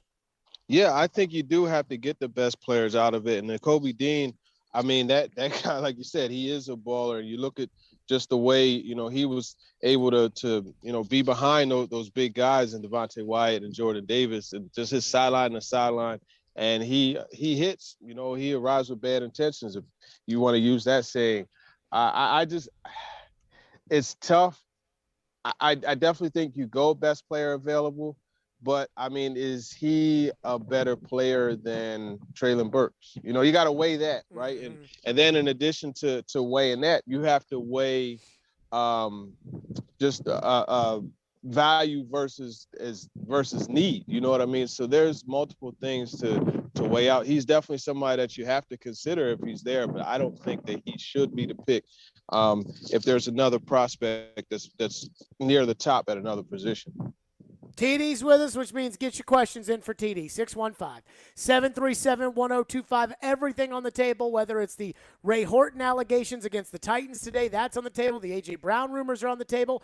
Tannehill discussion on the table. And, of course, the draft. 615-737-1025. Get your questions in now for Teron Davenport. Stop by Social Furniture at 5412 Charlotte Avenue in Nashville now and enter for a chance to win a pair of tickets to see the Predators take on the Chicago Blackhawks at Bridgestone Arena on Saturday, April 16th. Also, don't forget to check out their new sofas while you're there. Must be 18 to enter the contest. No purchase necessary. That's Social Furniture. Stillman & Company. It's ESPN 102.5 The Game. From the Fox 17 News Code Red Weather Center. I'm Fox 17 News Code Red meteorologist Dan Guthrie. Partly cloudy skies continue for us here throughout the afternoon, with temperatures topping out in the upper 50s and lower 60s. We get cooler for the rest of the week. This weather report brought to you by Hiller Plumbing, Heating, Cooling, and Electrical. Call the Happy Face Truck today. No one should read your personal messages. That's why WhatsApp uses end-to-end encryption. It protects whatever you send before, during, and after you send it. Always message privately. WhatsApp. Realizing Geico is your one-stop shop for all your insurance needs is like realizing you can just toss the whole measuring cup into the washer so it won't get gunked up with laundry detergent. I guess it doesn't work for coffee mugs, huh? It's something that's been right in front of you this whole time, like how Geico offers 24/7 emergency roadside service to help you when you need it most. Or how athletic wristbands aren't for your wrists, they're for wiping sweat off your forehead. Great. So, what are headbands for? 80s night at the dance club. Woo! It's something you can't believe you never realized before, like how Geico makes it easy to bundle your home and car insurance, with even more ways to save when you add boat, motorcycle, and RV insurance. Or how a pony is its own animal and not just a baby horse. So, what's a baby pony called? Getting more ways to save. It's just one of the many reasons to switch to Geico. They're all right there in front of you. Hey, what's going on? Chase McCabe here to tell you about Dr. Kelly Rice Family Cosmetic and Dental Sleep Medicine. Dr. Rice, is it true that according to the American Dental Association, roughly 80% of people in the U.S. have some form of gum disease? That's right, but our non-surgical periodontal therapy is painless and effective in keeping your mouth healthy. And the mouth is the window to the health of the rest of the body. I know you have some different things that you offer. What else can you tell us? Well, first, who doesn't want whiter teeth? Our new Zoom LED whitening system is less sensitive, and you get more than 5 shades of whitening. And we just upgraded both our lasers to kill bacteria during your cleaning. What about taking care of cold sores some people may have, which can become painful? Can lasers help with that too? Yes, the gentle laser setting will kill the virus in your cold sores all naturally while reducing the healing time by half. And our special soft tissue wand uses warm, light laser therapy to give instant relief to severe TMJ pain. Our approach to holistic dentistry is unique. Give Dr. Kelly Rice Family Cosmetic and Dental Sleep Medicine a call today at 615-373-4488 or visit kellyerice.com. You'll certainly be glad you did. The 2022 Major League Soccer season is officially here, and Nashville SC's new home, Geodis Park, is nearly complete. Don't miss Nashville SC's home opener May 1st. Secure your season tickets now. Come on and grab a seat at nashvillesc.com/22tix. If you have a small business, let Staples be your shipping partner. I'm generating orders 24/7. I don't have time to ship them too. Staples has it covered. A one-stop shipping solution for a business that works nonstop. Padded mailers in every size and color? Staples has your shipping covered with packing and shipping supplies and services. Now get 15% off UPS Ground and 20% off UPS Express shipping services. If you need to ship, ship at Staples, the working and learning store. Ends 4/30. Visit staplesconnect.com/services/shipping for details. Sometimes their glass is half full. That was unbelievable. It was the best NFL draft they've ever had. Sometimes glass half empty. What are we getting ourselves into here? Tough game. And sometimes it's all about the numbers. One win, and they've gone on this streak, and now they're at 500. Hang out with Darren, Donick, and Chase from 10 to 2 during your workday. Presented by Curacion CBD on Nashville's best sports talk. ESPN 102.5 The Game and the Game Nashville app. Watch live on Twitter, Twitch, and YouTube. This is Stillman and Company. Delivered by TriStar Moving. Stillman and Company TD Power Hour. Teron Davenport is with us. It is draft season, 21 days away from the NFL draft. Without further ado, to the phones, which are driven by WilsonCountyHyundai.com. Caroline, what do we have for TD? Sam texted into the text line and asked TD, if available at 26, Linderbaum, Kenyon Green, Traylon Burks, Zion Johnson, who do you take and why? That is really good. Linderbaum, Burke. I would take Zion Johnson. In my opinion, it's like you're getting 2 for 1 because you get your starting left guard and your eventual center. Once Ben Jones moves on, I think you could actually go the exact route that Ben Jones went. Frankly, he played right guard and then became the center when Brandon Brooks became the starting right guard. So I say all that to say Zion Johnson would be my pick out of that group.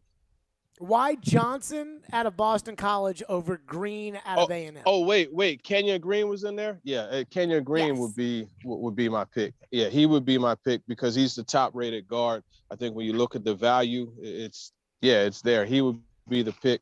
And coincidentally, he's a guy that Robinson was at his pro day, and they've had him on a visit. Another texter texts in and says, I hear TD saying in a promo that you don't draft someone for 1 year, but for a career. And I can't help but think that no matter how good Caleb Farley may end up being, could they have drafted someone in the first round last year that could have helped them win a playoff game? I have to think back to I think they needed I'm trying to remember who was there. I mean, they obviously could have drafted someone. Is he talking about in that first round? I'm assuming. Let me see who. I mean, they could have drafted a kicker. They could have drafted a kicker, and that would have helped them more than Farley. I mean, your guy Elijah Moore, TD. Well, yeah, Elijah Moore would have helped. I mean, yeah, you could say that for sure. They could have drafted the guy that would have helped them win last year. I think. I mean, I guess Greg Newsome would probably be one that came afterwards. Yeah, Newsome. But again, Farley was a guy that they didn't even think that they would be able to touch, and for him to be there, they made the pick. And I get their reasoning. And remember, they're just coming off of, the jackpot that they hit getting Simmons at 19 and knowing that he wasn't supposed to be there. So I get it. The bigger one for me is Isaiah Wilson. You know what I mean? And with Farley, we'll see with the injury. With Wilson, it was a personality thing. And while there were people that said that nobody saw this coming with Isaiah Wilson, and that might be true, it's like these teams do those deep dives into the personalities. Anybody can tear their ACL. The Isaiah Wilson one is the one where I think they stay up at night saying, where did we go wrong? Yeah. I mean, you can't project a guy's going to love everything that comes with football more than football. And I think that was the case with Wilson. Mike in Gallatin texts in and says, could the Titans take a late-round flyer on the quarterback from Western Kentucky? And is there another diamond-in-the-rough quarterback that you would consider snagging past the third round? That would be Bailey Zappi? Uh-huh. Yeah, they could definitely take a flyer on Bailey Zappi. I think, they went to – I believe they were at his pro day. But if you talk about a late-round flyer, I mean, a guy out of Alabama A&M by the name of Akil Glass is absolutely the one. He's 6'4", like 225, outstanding stats there at Alabama A&M. They were at his pro day. They were actually the only team that was there. And they liked the receiver from there, D. Brown, as well. So I would say he would be definitely a late round. Now, there's another guy, Caleb Ely. You watch this guy Moore tape. He's a guy that is a pretty solid quarterback as well. Ethan texted in and asked, do you see the Titans potentially trading up for a quarterback? I highly doubt they trade up for a quarterback, to be honest with you. I don't think that happens. I do wonder this question, though, and that is, it's starting to feel to me like a lot of these teams like Desmond Ridder. You know, when before the combine, before the pro days, I don't think anybody had him mocked in the first round. He had a good combine throwing the ball, but then you see the teams that have been following him and visiting with him, and now it's like every mock draft has Desmond Ridder in the first round. And I'm starting to wonder if somebody's going to love Desmond Ridder enough that maybe would jump the Titans at 26 thinking they'd be interested in Desmond Ridder. What's your read on the latest with him? Yeah, that's definitely possible. And he's one of those guys that you meet with him and you come away like, man, that kid, he's a real deal. And I think that's exactly what has happened in talking to him. You know, you look at, he was on the quarterback thing with Mariucci, and he drew up the play perfectly. You know how they do the whiteboard, the chalkboard, session, and he did that perfectly. And he's just a guy that he has that CEO type of presence, right? And I think that's what you want from your quarterback, to be the face of the franchise. You want him to be able to, just be someone that can command a room. And that's exactly what he did at the combine when we were at the podium. And I'm sure that he did that in the meetings that he's had. Another texter checks in and says, what do you make of Deebo Samuels clearing all of the 49er-related things on his Instagram? Yeah, I don't really make much of that. I mean, I don't know. I don't really get too bent out of shape or reactionary to a guy in his Instagram account, but it could mean something. I mean, you look, Russell Wilson did that, right? And Kyler Murray did it as well. And obviously, he then asked for demanded the new deal to be done. So that's really just something that I'm not going to really speculate about, though. I got to believe it means something, though. That's the way these kids do things nowadays. The passive-aggressive Instagram thing. It could. I don't really play the assumption game. You know what I mean? So I don't know what he's doing. You've come to the wrong show, TD. I know. Nate texts in and asks, do you think that Baker would accept the backup role here? I wouldn't want him to be my backup, even if he would accept it. And I don't think he would accept the role. He still sees himself as a starter.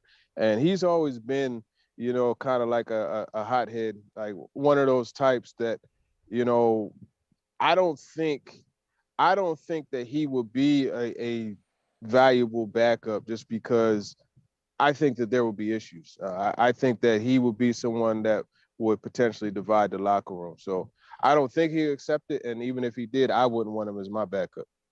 I just think Seattle's waiting for them to cut him. Like, I think the Browns are trying to trade him, and everybody's like, you're not going to have Deshaun Watson make $46 million on your team and pay a quarterback $20 million to be the backup when he doesn't want to be there. So you're going to have to cut him. So they're all just waiting. Whoever's waiting, they're waiting for Baker to be cut. I think it's Seattle. I think Seattle's like, yeah, if they actually don't cut him or if they trade him to somebody else or something, then we'll roll with Drew Lock. And if not, we'll sign Baker. And I believe Baker Mayfield will be the starting quarterback of the Seattle Seahawks week 1. And if not them, the Steelers. We'll see. We'll see. Steelers could get Malik Willis, and that would change some things. Absolutely. Another texter texts in and asked how you feel about the Titans having someone on staff to make a quarterback better.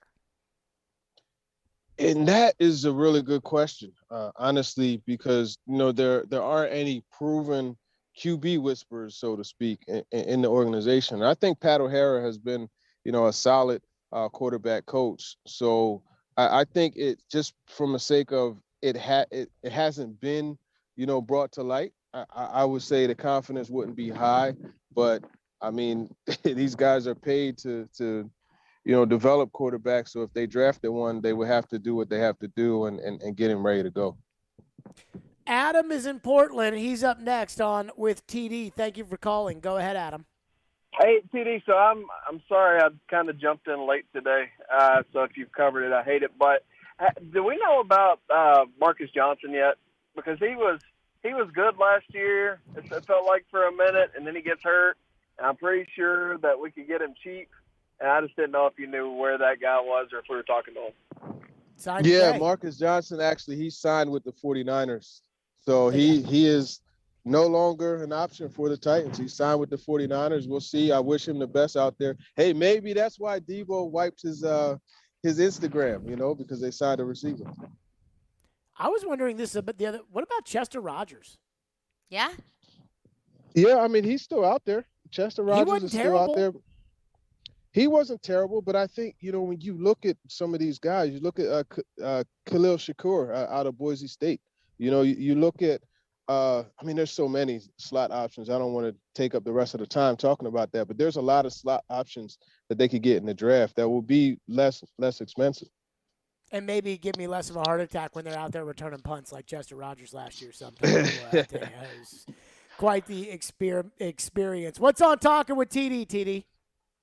Yeah, this week we got Obina Eze, the TCU tackle. He actually is a Davidson Academy grad. We talked to him. I mentioned D. Anderson earlier, the Alabama A&M receiver.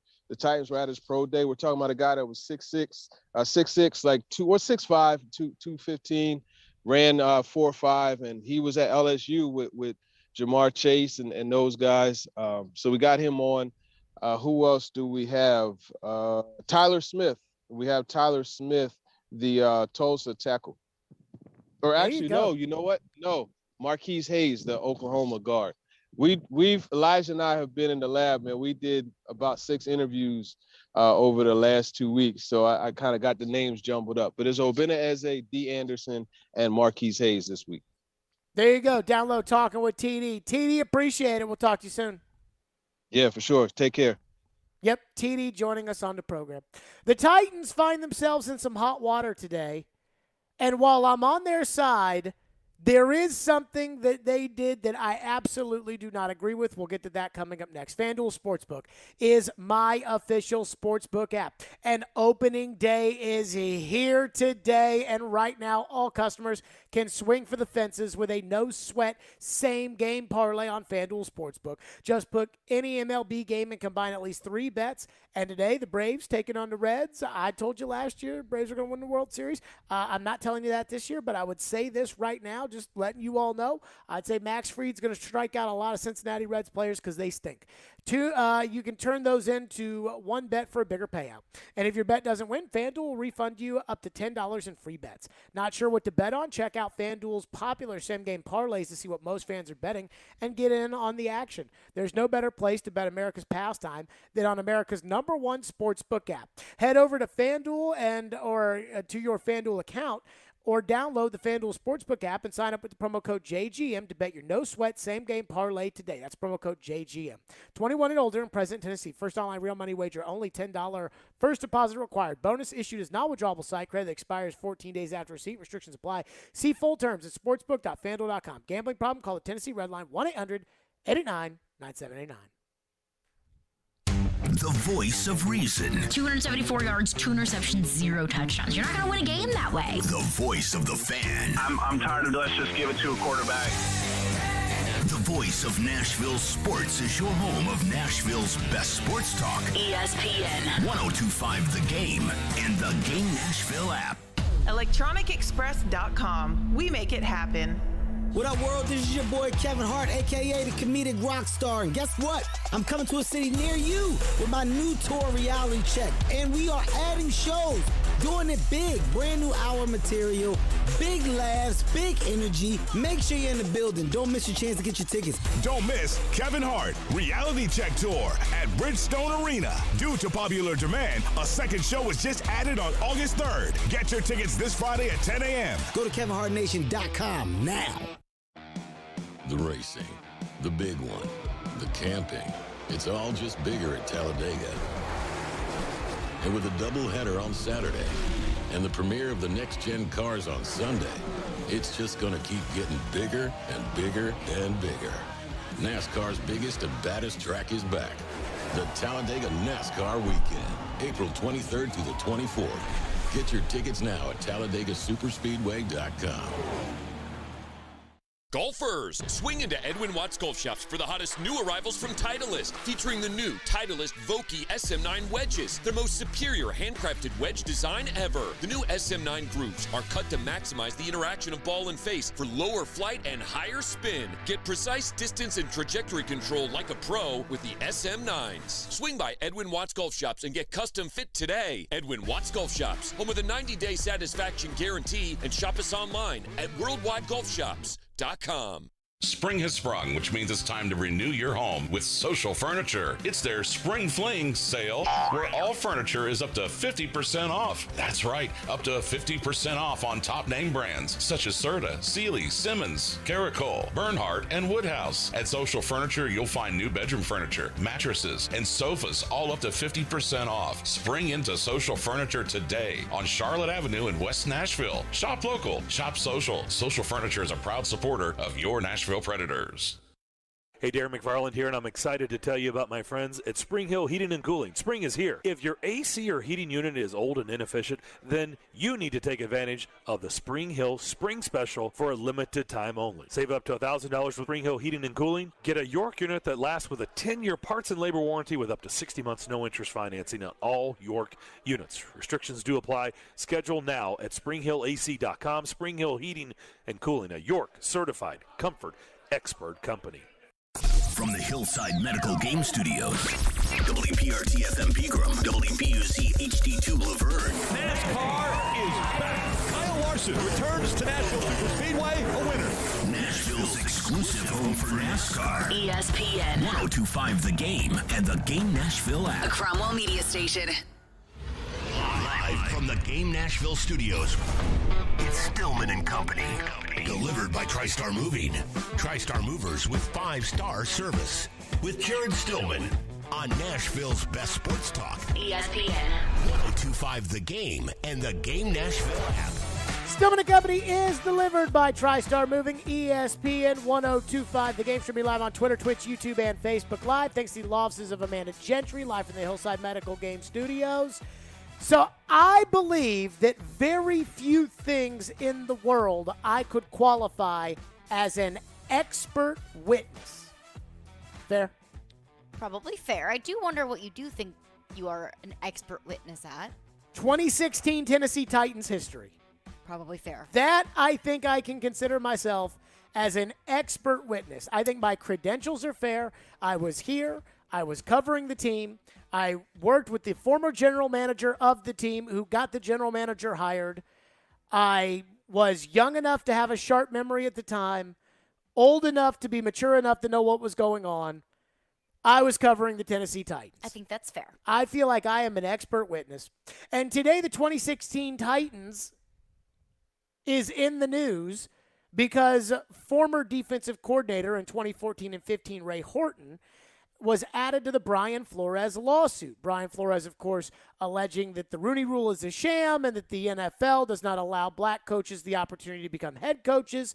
And while I think there's merit to the accusations that Flores has against the league, I do not think the Tennessee Titans are racist. Now, Ray Horton alleging that when he was interviewed for the head coaching job in 2016, it was a sham interview, that it was all the Rooney Rule, which I've already disputed because the Titans had already interviewed a minority candidate, Terrell Austin, for their head coaching position. But everybody in town knew they were going to hire Mike Mularkey, and that includes Mike Mularkey himself, who in 2020 was on a Steelers-themed podcast, and Mike Mularkey said this. Well, Mike, if you could turn back the clock, where would I probably hate these questions, but would there be anything during your coaching career that you might have done differently or changed? That's a good question. I'll tell you guys this. I've always prided myself in doing the right thing in this business, and I can't say that's true about everybody in this business.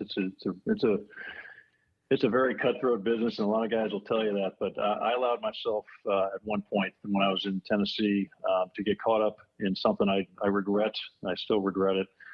But the ownership there, Amy Adams Strunk and her family, came in and told me I was going to be the head coach in 2016 before they went through the Rooney Rule. And so I sat there knowing I was the head coach in 16 as they went through this fake hiring process, knowing a lot of the coaches that they were interviewing, knowing how much they prepared to go through those interviews, knowing that everything they could do and they had no chance of getting that job. And actually the GM, John Robinson, he was in on the interview with me. He had no idea why he's interviewing me, that I have the job already.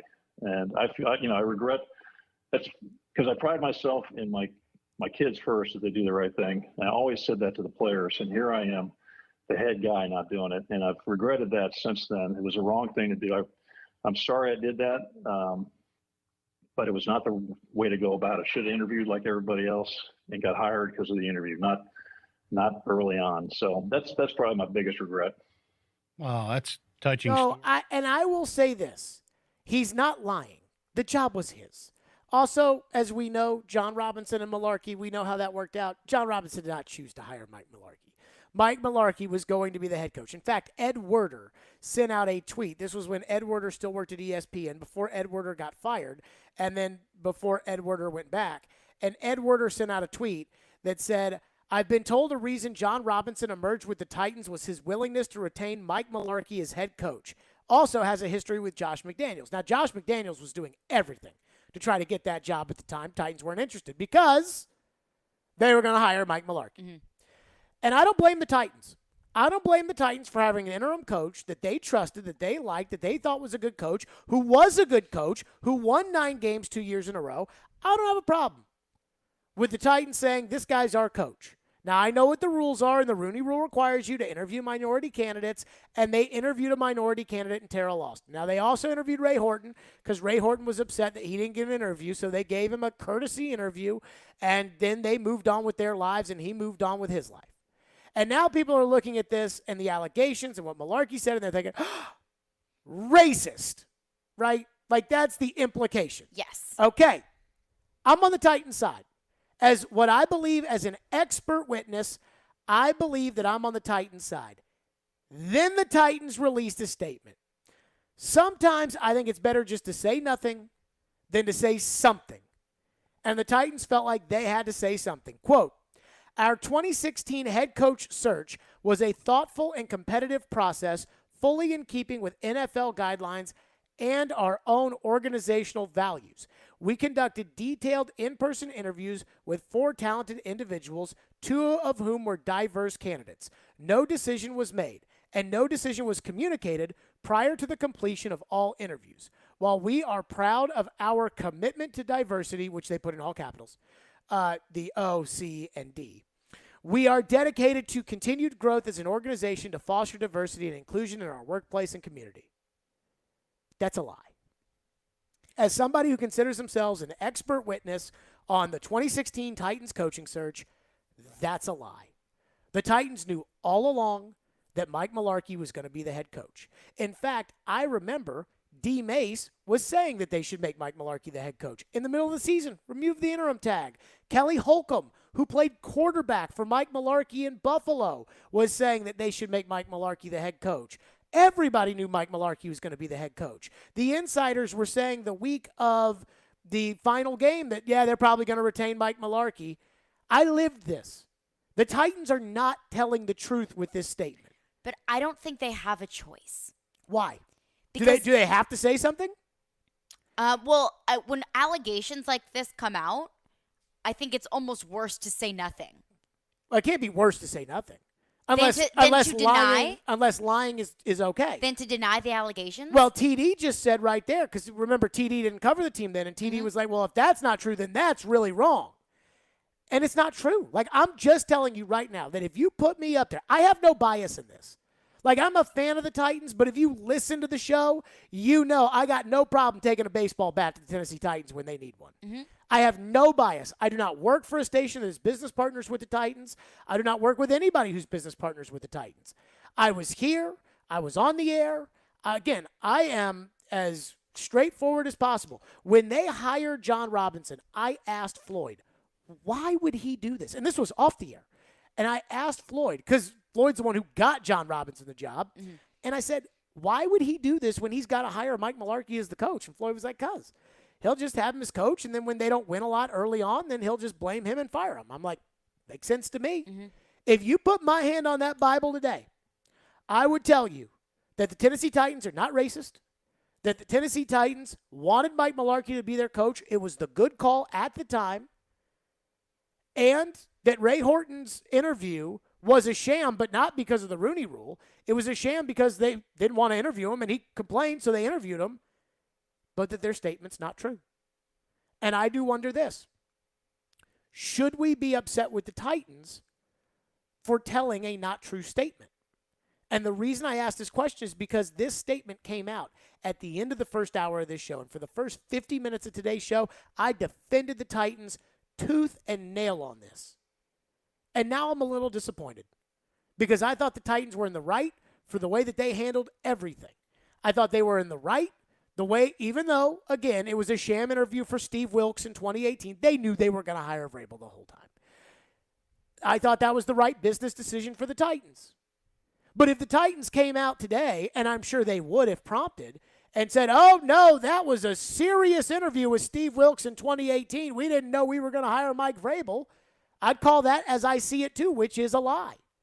And so I'm disappointed that I defended the Titans for 50 minutes today on this because I thought the Titans were in the right, and I thought the appeasement of Ray Horton was just as like a favor to him. Like, yeah, we'll interview you because you want to be interviewed. We're not going to hire you, but we'll interview you to make you feel better. And now 6 years later, he's throwing it in their face, and I don't think that's fair. But then you come out with this statement, which is just not true, and I'm a little disappointed. I'm disappointed. And I look, we live in a society now where lying has been more pervasive probably and more acceptable than it has ever been. And yet, this statement from the Titans, like, you don't even need to make a statement. If you're going to tell us something that is just so not true, you don't need to put out a statement. Well, I think that, like, on the PR side of things, there are certain fires that you have to put out immediately, and there are certain ways that you have to do it. Because if the Titans would have come out and told the complete truth and said, yes, what Mike Mularkey said was 100% true, we had zero intention. They're not saying anything. I think you kind of do. I don't think you do. Belichick never says anything. Well, if that's all, Belichick doesn't say anything about anything. Well, and this isn't coming from the desk of Mike Vrabel. This isn't coming from the desk of John Robinson. This is coming from the Titans as a brand. I don't think the Titans. I mean, all right. So then you've got three options: do nothing. Which is lie. And doing nothing leaves a lot of room for interpretation. Lie. Which is what they did. Tell the truth.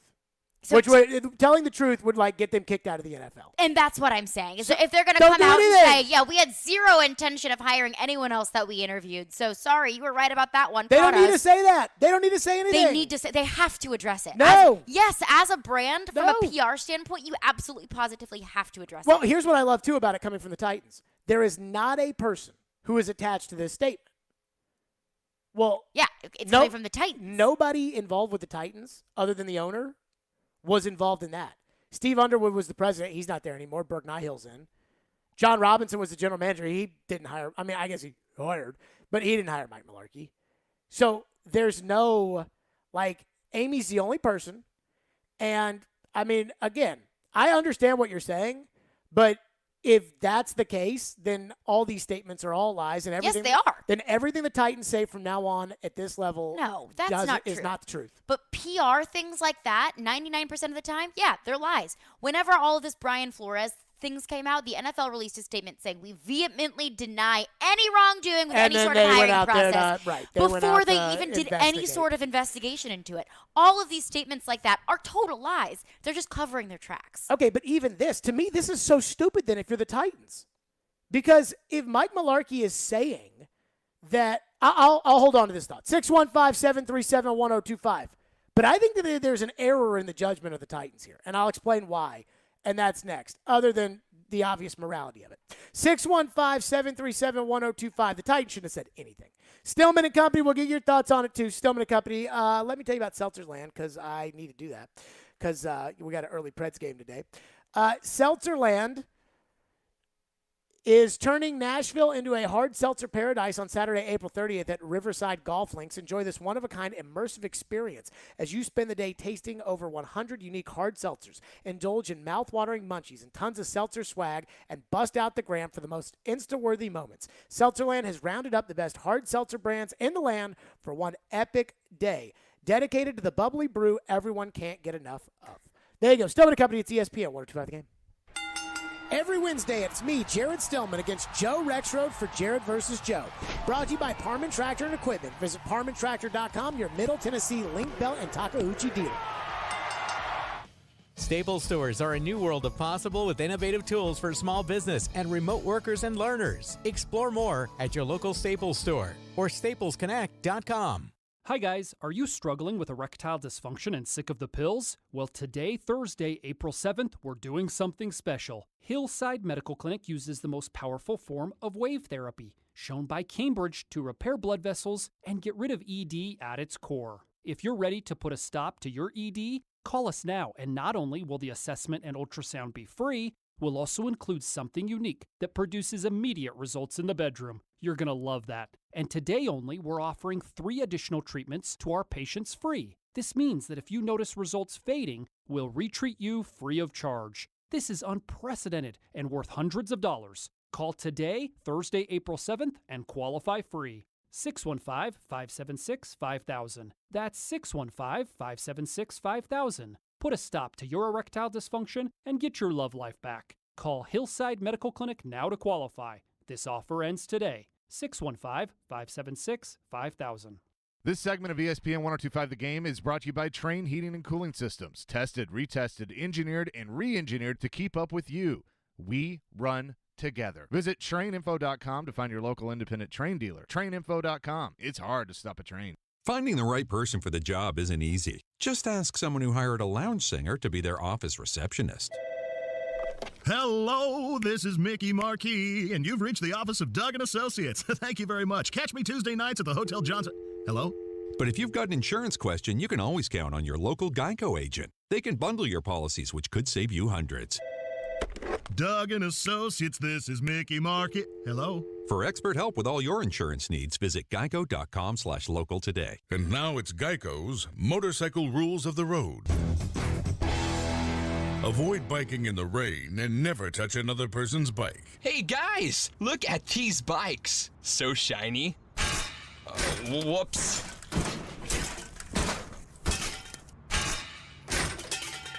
I'm gonna leave a note. Oh gosh, there's more. And the rule to saving on motorcycle insurance is, in 15 minutes, Geico could save you 15% or more. Cutting the price of your wireless bill feels good. Really good. Actually, it feels great. You should try it out. So cut your bill by switching to Straight Talk Wireless, now offering our $45 Silver Unlimited plan with 5 gigabytes of hotspot and nationwide 5G on America's largest, most dependable networks. The $45 Silver Unlimited plan from Straight Talk. Straight Talk Wireless. No contract, no compromise. A month equals 30 days. See terms and conditions at straighttalk.com. 5G capable device required. Actual availability, coverage, and speed may vary.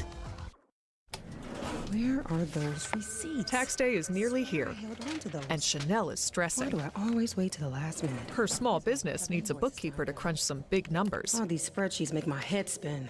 None of this adds up. Indeed can help her hire great people fast. I need Indeed. Indeed you do.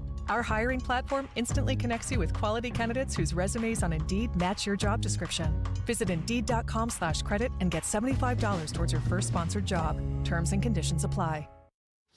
Interact with Stillman and Company. Call or text the show at 615-737-1025. Driven by WilsonCountyHyundai.com. As far as Ray Horton goes, he details an alleged sham interview with the Tennessee Titans in 2016.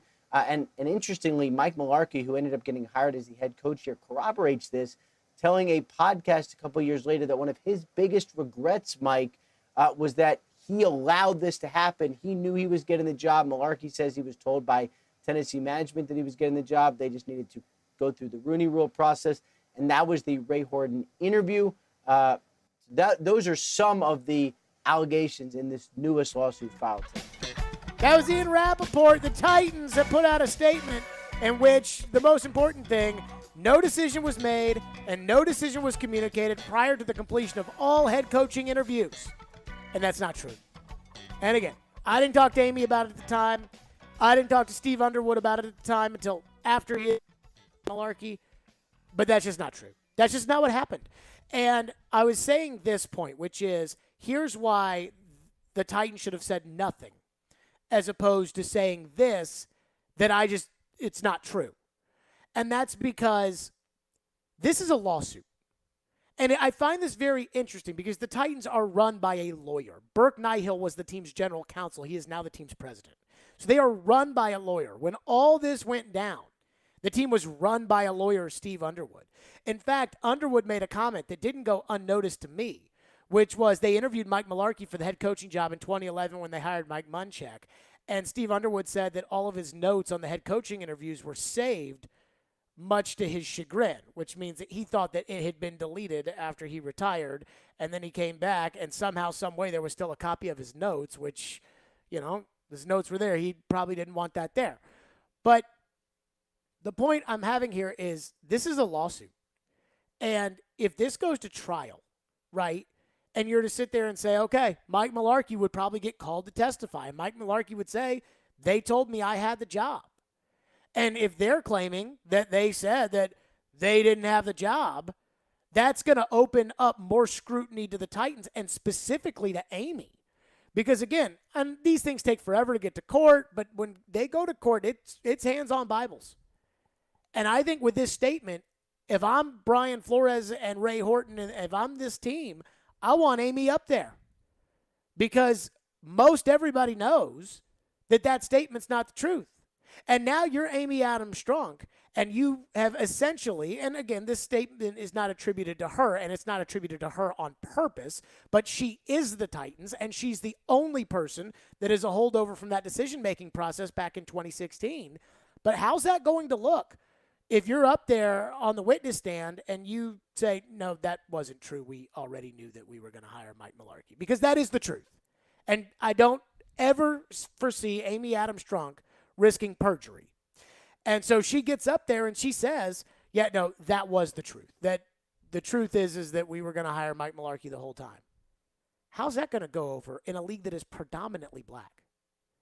And that's why if I was the Titans, I would have stayed so out of this. I would have ignored it. This is how the world works. In 5 minutes, nobody will care about this anymore. But instead, they put out a statement. They put out a statement that I am telling you, beyond a shadow of my doubt. Now, again, I'm not saying that it is, you got to say allegedly and things like this, but it's not true. Like, just from what I remember at the time, it's not true. None of it adds up.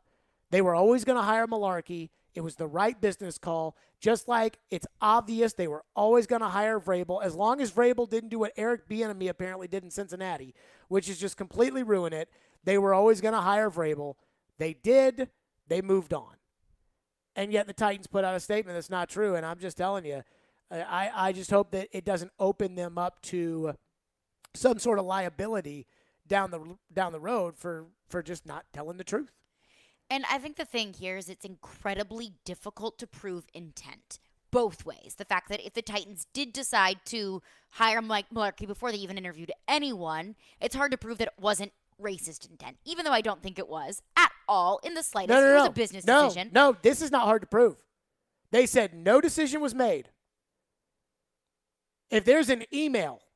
That's what I'm saying. If there's one email. It's the incriminating evidence that would that be says the problem, they've already you made can't the prove decision on intent. Mularkey. If there's an email, a text message, whatever it is, then first of all, that's stupid to put that in writing. And haven't we learned from the NFL, from the Washington investigation, John Gruden, that those emails don't go away? No, they do not. So I'm telling you, the Titans knew at the end of the 2016 season Mike Mularkey was going to be their head coach. They did not hire him until the divisional round of the playoffs. If there's one email that was sent from so-and-so at titans.nfl.com, the NFL's got it. And if that's the case, the Titans could be in some serious trouble because this statement just does not align with the truth. Let's go to your phones. Phone lines are driven by WilsonCountyHyundai.com. Nate has been waiting patiently. He's going to kick us off. Go ahead, Nate. Hey, so I actually like that they put something out just because in this world, if you don't say anything, you like y'all were saying before, especially you, Caroline, you would be assumed as guilty. And aren't you assumed as guilty anyways? Does this statement make you think that they're not guilty? No, but what I'm saying is that I would rather them be proactive rather than reactive. Get out in front of it, and it may soften the blow a little It may not, but I mean, Nate, I want you to think about what you just said, and I appreciate your call. This is completely reactive. This is totally reactive. Yes. Like, this is 100% reactive. It is reactive to the story that came out, and this is what happened. Somebody said, we need to put something out. Why? Because when you don't, that leaves so much room for interpretation. Is there not room for interpretation right now? There is. But when you're silent and yes, whenever you don't say anything, you can't incriminate yourself. This won't even be a story tomorrow. But coming from a brand. This won't even be a story on this show tomorrow. But also, how many times do brands, teams, people, individuals put out apologies like this? All the time. It's not an apology. Explanation. It's apology. a denial of wrongdoing. It happens all the time. But most often, just because the Titans released a statement, most often brands don't commit anything. That's not true. That is not true. They don't commit at all. As soon as there is an accusation against anyone or anything, a statement is released acknowledging what the accusations were and vehemently denying them. The NFL does it all the time. Celebrities do it all the time. Athletes who are accused of something. I'm sure Deshaun Watson has something on his Instagram or Twitter, or whatever it is. Oh, yeah. When he was accused by one woman of one account of sexual assault or sexual harassment, he instantly said it's not true. Right. But even if it was true. But again, more people care about that. This story, this is over in 2 hours. I'm telling you, this is over. This will not even, I will be stunned if then this why is does a it matter topic. that they even put it out then if nobody's going to care? Because they're lying. And when you lie about something like this, think about this. Unless there's Black evidence league, right? to prove they're lying. A predominantly African American, predominantly black league, right? Yes. White owner lies about Rooney Rule interviews. It's not a good look.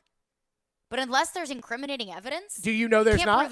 I don't know that there is, and I don't know that there's not. I mean, I got to tell you right now, I feel pretty confident that there's something because there's enough smoke to this. Do you know that? I don't know it, but again, if you had to put it again, we're talking this thing's going to court. This is going to trial.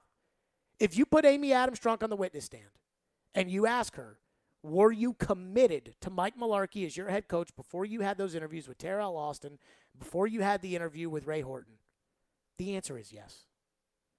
And so now you are opening yourself up to that. And, Mike Mularkey told you that she told him that was his job. Ed Warder reported at the time that John Robinson emerged as the leading candidate because he was willing to include Mularkey as the head coach. Everybody in town knew it. There's one thing to sit there and say, we deny all wrongdoing. It's another thing when it's a blatant lie. And then when you get exposed for that blatant lie, you have to think, what are the ramifications? What are the ramifications? I don't know, but I don't know. Are people going to say, well, we don't trust statements from the Titans anymore? No, but how would you feel if you were a black player on the Tennessee Titans and the white owner lied about the interviews that they did with minority candidates? I'm not saying that it's Donald Sterling, but I am saying that I think that there's an element to this that could be very, very dangerous. Look at what happened in Miami. We were talking about this during a break. In Miami, the owner may have to lose his franchise because he wanted to tank. If they had successfully tanked, Joe Burrow would be the starting quarterback of the Miami Dolphins. Mm-hmm. That's a good business decision. But guess what? He might lose his franchise over it. So, maybe nothing happens. Nothing happens to Dan Snyder ever, so maybe nothing happens. But I'm telling you right now, I think this statement from the Titans was a bad idea because it is so – again, I defended the Titans for the first 50 minutes of the show. But they still didn't do – at the time in 2016, your defense for the Titans isn't wrong. No. I'm not saying that the Titans owed Ray Horton anything. But I'm telling you right now, just look, they knew they were going to hire Vrabel. But this statement is not the truth. And I think they could be opening themselves up to some serious trouble with this, especially because so many of the important players at the time are no longer there. So what's it to Steve Underwood to lie? If he gets, because it's not about players, it's about the Titans. Right, but if Steve Underwood gets called up to the witness stand, he's not going to lie. He's a lawyer. He knows better than that. No, his hand will be on the Bible, and he will can't not lie. I just don't see it as that being that big of a deal. Then honestly. they don't need to say anything. Yes, they do. No, they don't. Why do they? Because when you're accused of something, Don't you say anything. have to acknowledge it. Yeah, see, now that's bad advice to people because what happens is, what do they tell you when you get arrested of something? As a brand, not as an individual who just You stole don't something need from a to. gas station. Nothing changes about the Titans if they don't release a statement. They're going to take Thursday Night Football away. Hey, we were going to put Tennessee, Kansas City on Thursday Night Football for the second game of the year, but now no Titans because they didn't put out a statement on April 7th. Nothing would have changed. It's not about getting Thursday Night Football or no longer So what having changes? a first-round pick. What changes if they don't put out a statement? That's what public relations people have to do. No. Is put out fires. No, Yes. this is not putting out a fire. It's causing more of a fire. You think it's doing nothing. Because the other only than people just talking about acknowledging this the fact statement, that the Titans have been accused of something very the big. only people talking about this statement are us, and I am crapping on the Titans I think right that now you are for this statement. overreacting. Well, I just think I think it's a lie. I think the Titans are lying. There you go. I think the Titans are lying. And I'm going to call them out for lying. And if they didn't say anything, then I wouldn't call them out for lying. But I think this is a lie. And if they're going to lie about this, who's to say they're not lying about the stadium stuff? And if they're not lying about that's how I feel about this. I think it's a lie. I think it's a lie to me. I think it's a lie to you. I think it's a lie to the fans. And I love the Titans. But again, we tell it like it is around here. I remember this. I lived this. This is not the truth. And when you get up there, full truth, nothing but the truth. Hope you tell the truth then. Crispy was supposed to join us 1 minute ago. Crispy will join us next. Predators with a big one at Ottawa tonight. We'll get to that next. Stillman and Company. It's ESPN 102.5 The Game. Want the latest on the Predators from the people that cover them?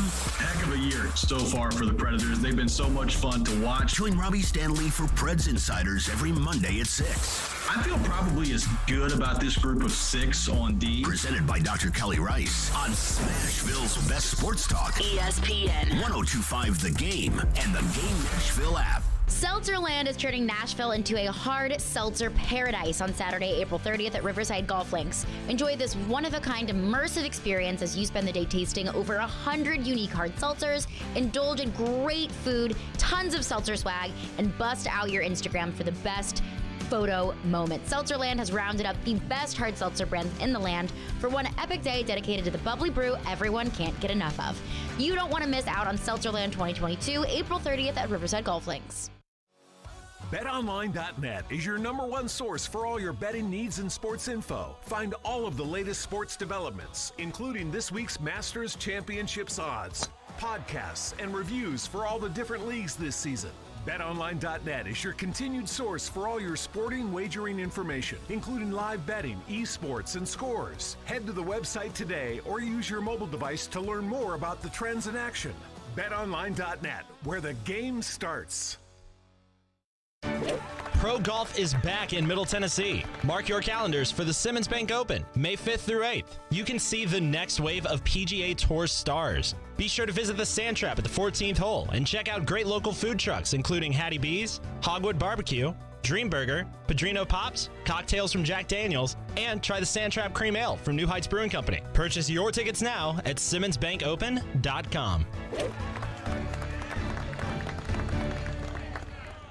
Spring into savings at Electronic Express. Get up to 40% off the latest 4K TVs from Samsung, LG, Sony, Hisense, TCL, and more. That's not all. Get huge savings in every department like computers and gaming, smart home, housewares, mattresses, and more. Plus, save up to 40% on all appliances with up to 36 months free financing. Shop in-store or online with free express delivery on most items. Shop locally owned and family operated at Electronic Express. We make it happen.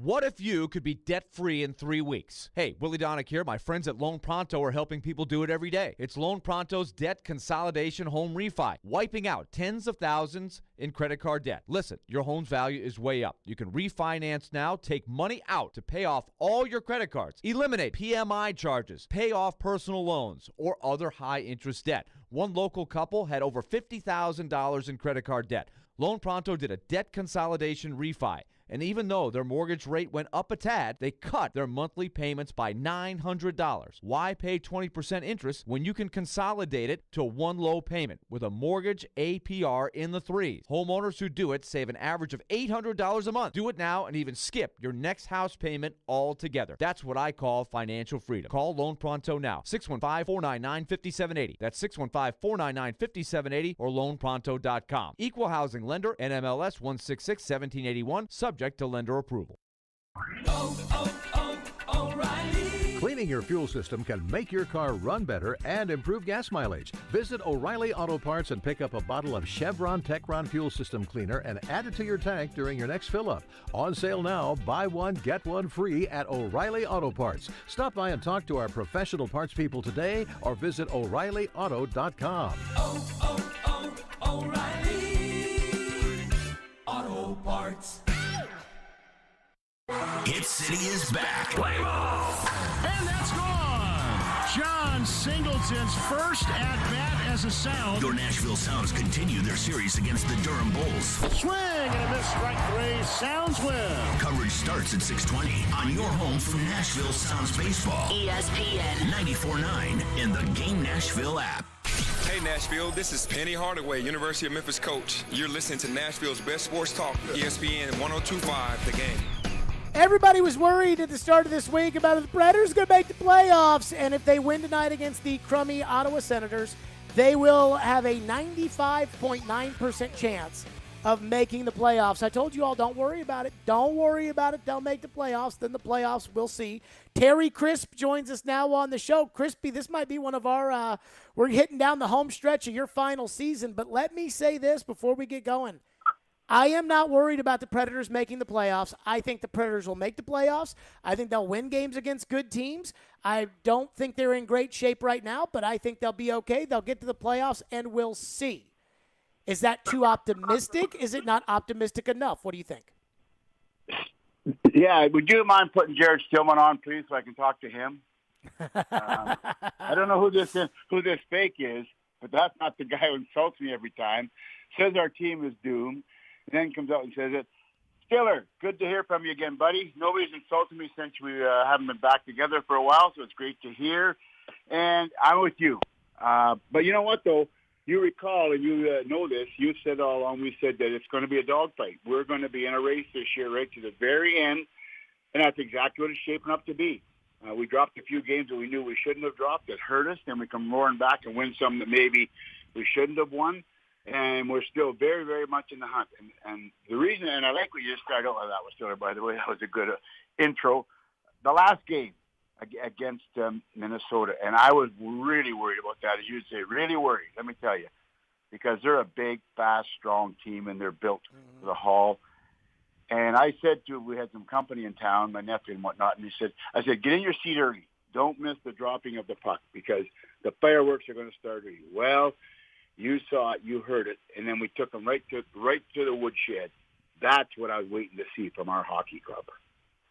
Crispy, I think one thing that kind of bothers me about the Predators right now is I feel a lack of consistency from the team, and especially when it comes to playing defense in their own zone. And it's like Saros hits a little bit of a cold streak, or where he wasn't playing as great as he was before, and they start losing games that they're capable of winning. I think the commitment to defense, I always hear John Hines talk about identity, but I feel like the commitment to defense has started to lack a little bit of late. What have you seen? And you know what? I've been screaming for that for quite a while now. That you really have. In our zone, and you heard me say it. I said, everybody laughs when I say head in a swivel. And we don't have it. I watch our games, and a guy is standing in front of our net. I mean, our guy doing it, and then he just drifts. He just drifts into the corner. He drifts out to the blue line. He gets mesmerized, doesn't turn around, and suddenly the front of our net is left wide open. And I have to tell you, you hit the nail on the head when you said that's the one area in our game that still scares me, is we have to get better, smarter, and tougher in our zone getting that puck out. And you've heard Coach Hines say it. He said, we're looking for an identity. You just said it when you started. You said we're looking for consistency. Well, consistency is, our identity is we're tough to play against.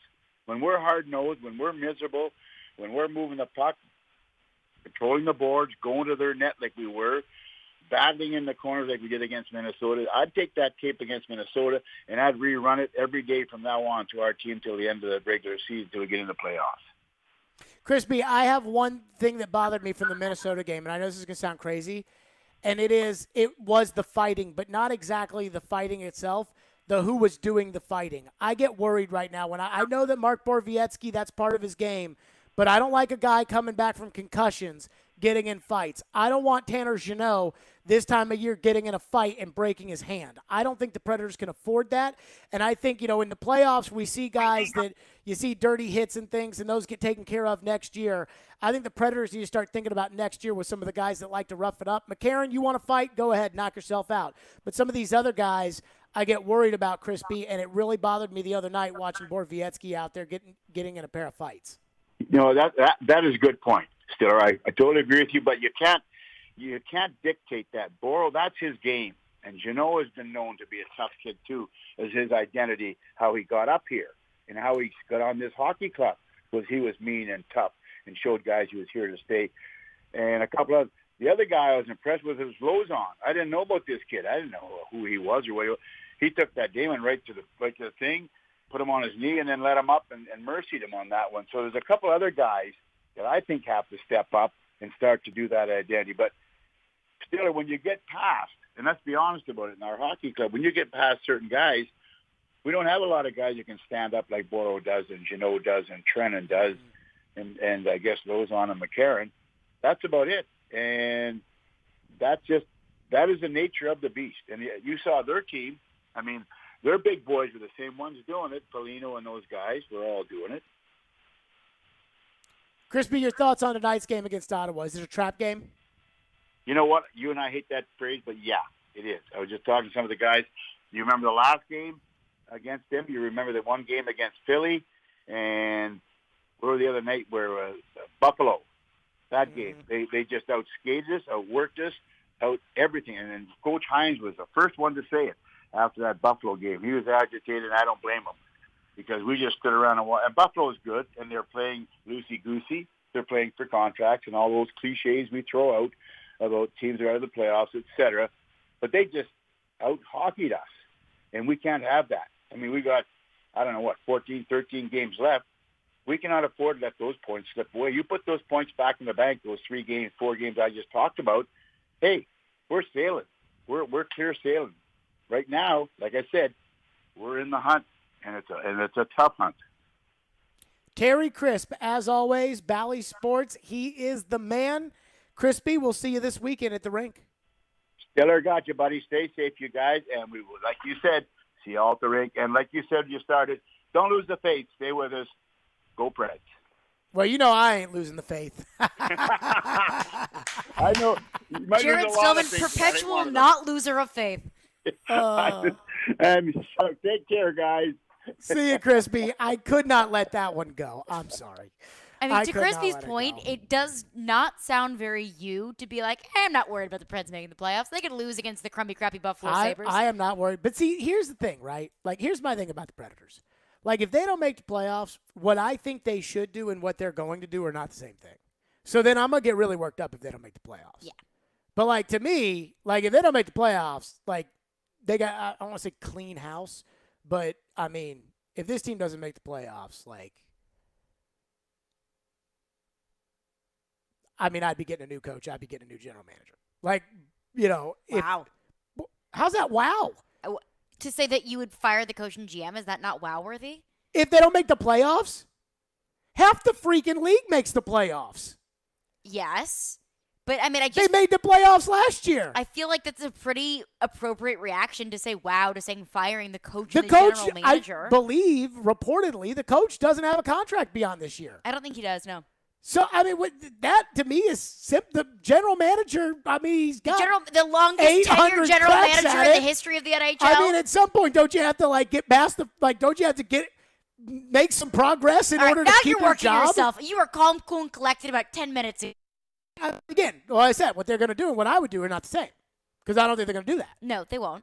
I think they'll, our identity, But if they don't make the playoffs, boy, I tell you what, man. Like, the line of making the playoffs with this team, Like if they make it compared to if they don't make it. If they make the playoffs, everybody keeps their – and I'm not talking about me. I'm talking about what I think will happen. If they make the playoffs and lose in the first round, everybody's keeping their job. I'm convinced of it. I think you could see some change if they don't make the playoffs.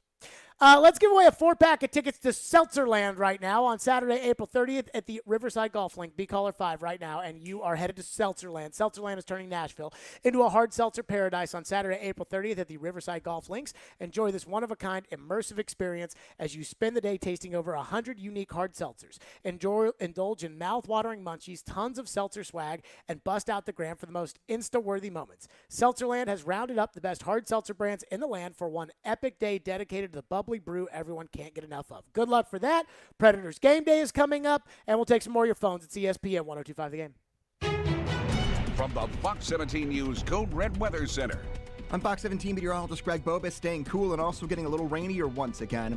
Isolated rain showers tonight, low temperatures falling near 40 degrees. Your Friday on and off rain throughout the morning and afternoon, mainly light with a high near 50. This weather report brought to you by Hiller Plumbing, Heating, Cooling, and Electrical. Call the Happy Face Truck today. April is National Donate Life Month. You're never too old to sign up as an organ donor. Sign up and learn more at organdonor.gov. A message from the U.S. Department of Health and Human Services. Gary Ashton here. Most people in Nashville know me as the don't sell without the intel and the guaranteed offer guy. But despite my accent, I'm also 100% guaranteed Nashville. I'm a guaranteed musician, a guaranteed dog lover, and you're also guaranteed to see me at every Titans and Preds game. Guaranteed offer means the Gary Ashton team with RE/MAX Advantage will sell your house for top dollar with no cleaning, staging, showings, or open houses, and give you up to 90 days to close. So there's plenty of time to find your next home. Guaranteed Nashville means my team lives here and loves it here. We've served Nashville for over 20 years, and we're passionate about helping the people we call neighbors and friends, which is why we've had a long-standing tradition of donating to the Vanderbilt Children's Hospital. If you're thinking about a guaranteed offer, get the only one that's guaranteed Nashville. Request a no-obligation offer by calling 615-301-1650 or go to GaryAshton.com today. Remember, Gary Ashton, guaranteed Nashville. Has she seen an engagement ring she really loves? A unique look from a top-notch designer? You won't find it at just any store, but you will at Genesis Diamonds. At Genesis Diamonds, we work with the most sought-after designers in this country. We are proud to feature lines like Tacori, Verragio, Kirk Cara, Henry Dawsey, A. Jaffe, Jeff Cooper, Gabriel, and many more. Since other jewelers can't get these designers, David says beware of knockoffs. Often stores will result to copying or knocking off a designer ring just to compete with Genesis. And oftentimes, you will actually pay the same, if not more, for that fake. Why risk it? Genesis has the real deal. Unique, handcrafted, cutting-edge designs and award-winning craftsmanship. So not only will you get the exact product you wish with the brand you trust, but at a price that you can afford. Get her the ring of her dreams at Genesis Diamonds. Every girl wants a designer ring. They don't want Joe in the back room to make a copy. They want the real thing. Continuously voted best jewelry store and best place to buy an engagement ring. Green Hills and Cool Springs. It's the official Bud Light Preds watch party as your Nashville Predators take on the Ottawa Senators this Thursday night. Puck drops at 6, but the party starts at 5:30 with all kinds of specials. See you at headquarters, Beercade, downtown Nashville on 2nd Avenue. Go Preds! Middle Tennessee, you can count on an award-winning service team for all your home maintenance and improvement needs. Lee Company, we're A+ rated with the Better Business Bureau and trusted by thousands of homeowners in our community. Our team is ready to assist with all your home maintenance projects, heating and air conditioning, plumbing, electrical, appliance service, and more. Experience the convenience of calling one phone number for all your home maintenance needs. Call Lee Company today at 615-567-1000 or visit leecompany.com. Inside knowledge on the Titans. Todd Downey's got his notepad out right now, just writing things down. Inside knowledge on the Predators. They can go right into the forecheck, and boom, you get a beautiful goal from Colton Sissons. And then there's a team in Knoxville. How excited should Tennessee fans be by what they've seen from Josh Heupel in year one? Wake up and hang out with Robbie and Rex Road. Weekday mornings from 6 to 10. Brought to you by Little Guys Movers on Nashville's best sports talk. ESPN 102.5 The Game and The Game Nashville app. Watch live on Twitter, Twitch, and YouTube. You're listening to Stillman and Company, delivered by TriStar Moving. Stillman and Company, early exit today because the Preds start at 5 o'clock. But let's get some phones in here for a second or two. What do we have in our phone lines, which are driven by WilsonCountyHyundai.com on the, I would assume, the Titans situation involving Ray Horton? Yes, one texter checks in and says, wow, shocker, a team worth billions lies. Yeah, I mean, again, that's not the issue. Everybody lies all the time. When they go up to the podium and they say, oh, yeah, we're playing the Ottawa Senators tonight, and they're a really good hockey club. In fact, I bet the clip that Ian's going to have us play for Predators Game Day is John Hines commenting on how much he appreciates the Ottawa Senators. And the Ottawa Senators are 28 points out of a playoff spot and eliminated from contention. And he'll still say, oh, they're so good. Oh, yeah. The difference here is that Amy Adams Strunk is saying that something philosophical that does involve race didn't happen. And it seems to me to be very clear that it did happen. And that there's a chance it's provable that it did happen, and that's a position I would not want to be in if I were the Titans. What's next? Another texter texts in and says, could it be that maybe the team's legal representation told them to put that statement out? I think the legal representation approved them putting that statement out. Mm-hmm. I don't know if they told them to put it out there. Normally, I mean, lawyers always don't talk. You know, there's always like we will have no further comment at this time. But I think there's a different way that you're a legal representative for an individual and for an organization. Sure. Well, the organization is run by a lawyer. So I think, I guarantee you Burke Nihil approved that statement before it went out. Oh, yeah. What's for next? sure. Nate texts in about the Predators and says, what should happen if the Preds miss the playoffs and Forsberg ended up walking? Well, that's the thing, right? So if the Predators miss the playoffs and they don't fire Poyle, then it'd be up to Poyle to sign Forsberg. And then if he doesn't sign Forsberg, what are you going to fire him on in the middle of free agency? That doesn't happen. That puts you in a really, really difficult position. Nothing. You're probably GM-less wait during free agency. You'd probably wait until the next year to fire Poyle. And then maybe you wouldn't even fire Poyle. I will say this. I don't know what their ownership would do. I don't know. The fans would be so done with David Poyle if they missed the playoffs and didn't sign Philip Forsberg. I don't think that the organization could bring him back. I think those are the two biggest no-nos in the 2022 season. And I don't know this at all. I have no inside info. If Poyle is thinking about turning it over to his son, which the idea of that drives me insane, because this is the Nashville Predators. It is not Poyle and Son Hockey Company. But if he's thinking about turning it over to his son, they better make the playoffs, and they better re-sign Philip Forsberg. Because if not, I don't think the fans are going to be okay with that. I do not think the fans, if they miss the playoffs and Philip Forsberg's not here, I don't want to be a part of that. Time now for Predators Game Day. It's Hockey Night in Smashville. Deflects back for Duchesne. His shot stop and the score! What are the keys to victory tonight? What's being said in the locker room? Where do the Preds reside in the Central Division standings? Jared Stillman has the latest now. With Preds Game Day on Stillman and Company. Brought to you by Pella Windows and Doors of Nashville. This is Smashville's best sports talk. ESPN 102.5 The Game and the Game Nashville app. I got to start Predators Game Day off by getting on old Katie at the Predators. No pictures today? No picture. No game preview with my. I Katie. can't. I don't know her last name. Caffiero. Caffiero. Knew I would screw it up, if I tried to say it without actually knowing it. That's okay. Katie Caffiero. I told her. I said we gave her a shout out when she sent us the thing with the pictures. No pictures today. That is quite the bummer. I am really sorry. What will we even do? I don't know. The Ottawa Senators are 26, 37, and 6, good for 58 points. They suck. The Predators are 40, 25, and 4, good for 84 points. We start off with John Hines, the coach's take on the Ottawa Senators, I would assume. Probably if you look at everything, we won it on goaltending and opportunistic scoring. Now I think the good thing is we tried to warn the guys what they were going to face, but I think Ottawa came in and I know they certainly earned the respect of our players and guys know what kind of game it's going to be. So I'm anticipating that our game is going to be better than it was last time we played. It better be better, although they won that game 4-1, so I'm not going to get too worked up about it. But they just need to win. You win tonight. And this is the important thing. Again, we usually take a look at the standings. Right now, the Predators are 2 points clear of a playoff spot. Vegas is 1 point behind Dallas, and Dallas is 1 point behind the Predators. So Vegas is 2 points behind the Predators, but the Predators have 3 games in hand. Nobody competing for the playoffs in the Western Conference has any games in hand on the Predators. So that's a good sign.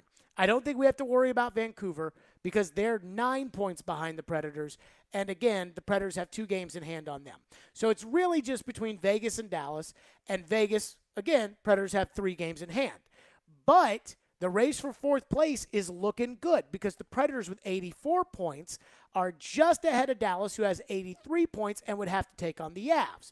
What's the big difference? Colorado has 106 points. That's the best in the NHL. Calgary has 93 points, and the Predators have played Calgary once this year, and they beat them in overtime. They will get 2 cracks at it down the stretch against the Flames. So the race for 4th place is on. A Predators win would inch them closer to the playoffs, and as a wise man once said, just get me to the playoffs, baby. That will do it for us. We are out of here. Predators pregame. Darren McFarland going to take over next. We will be back tomorrow.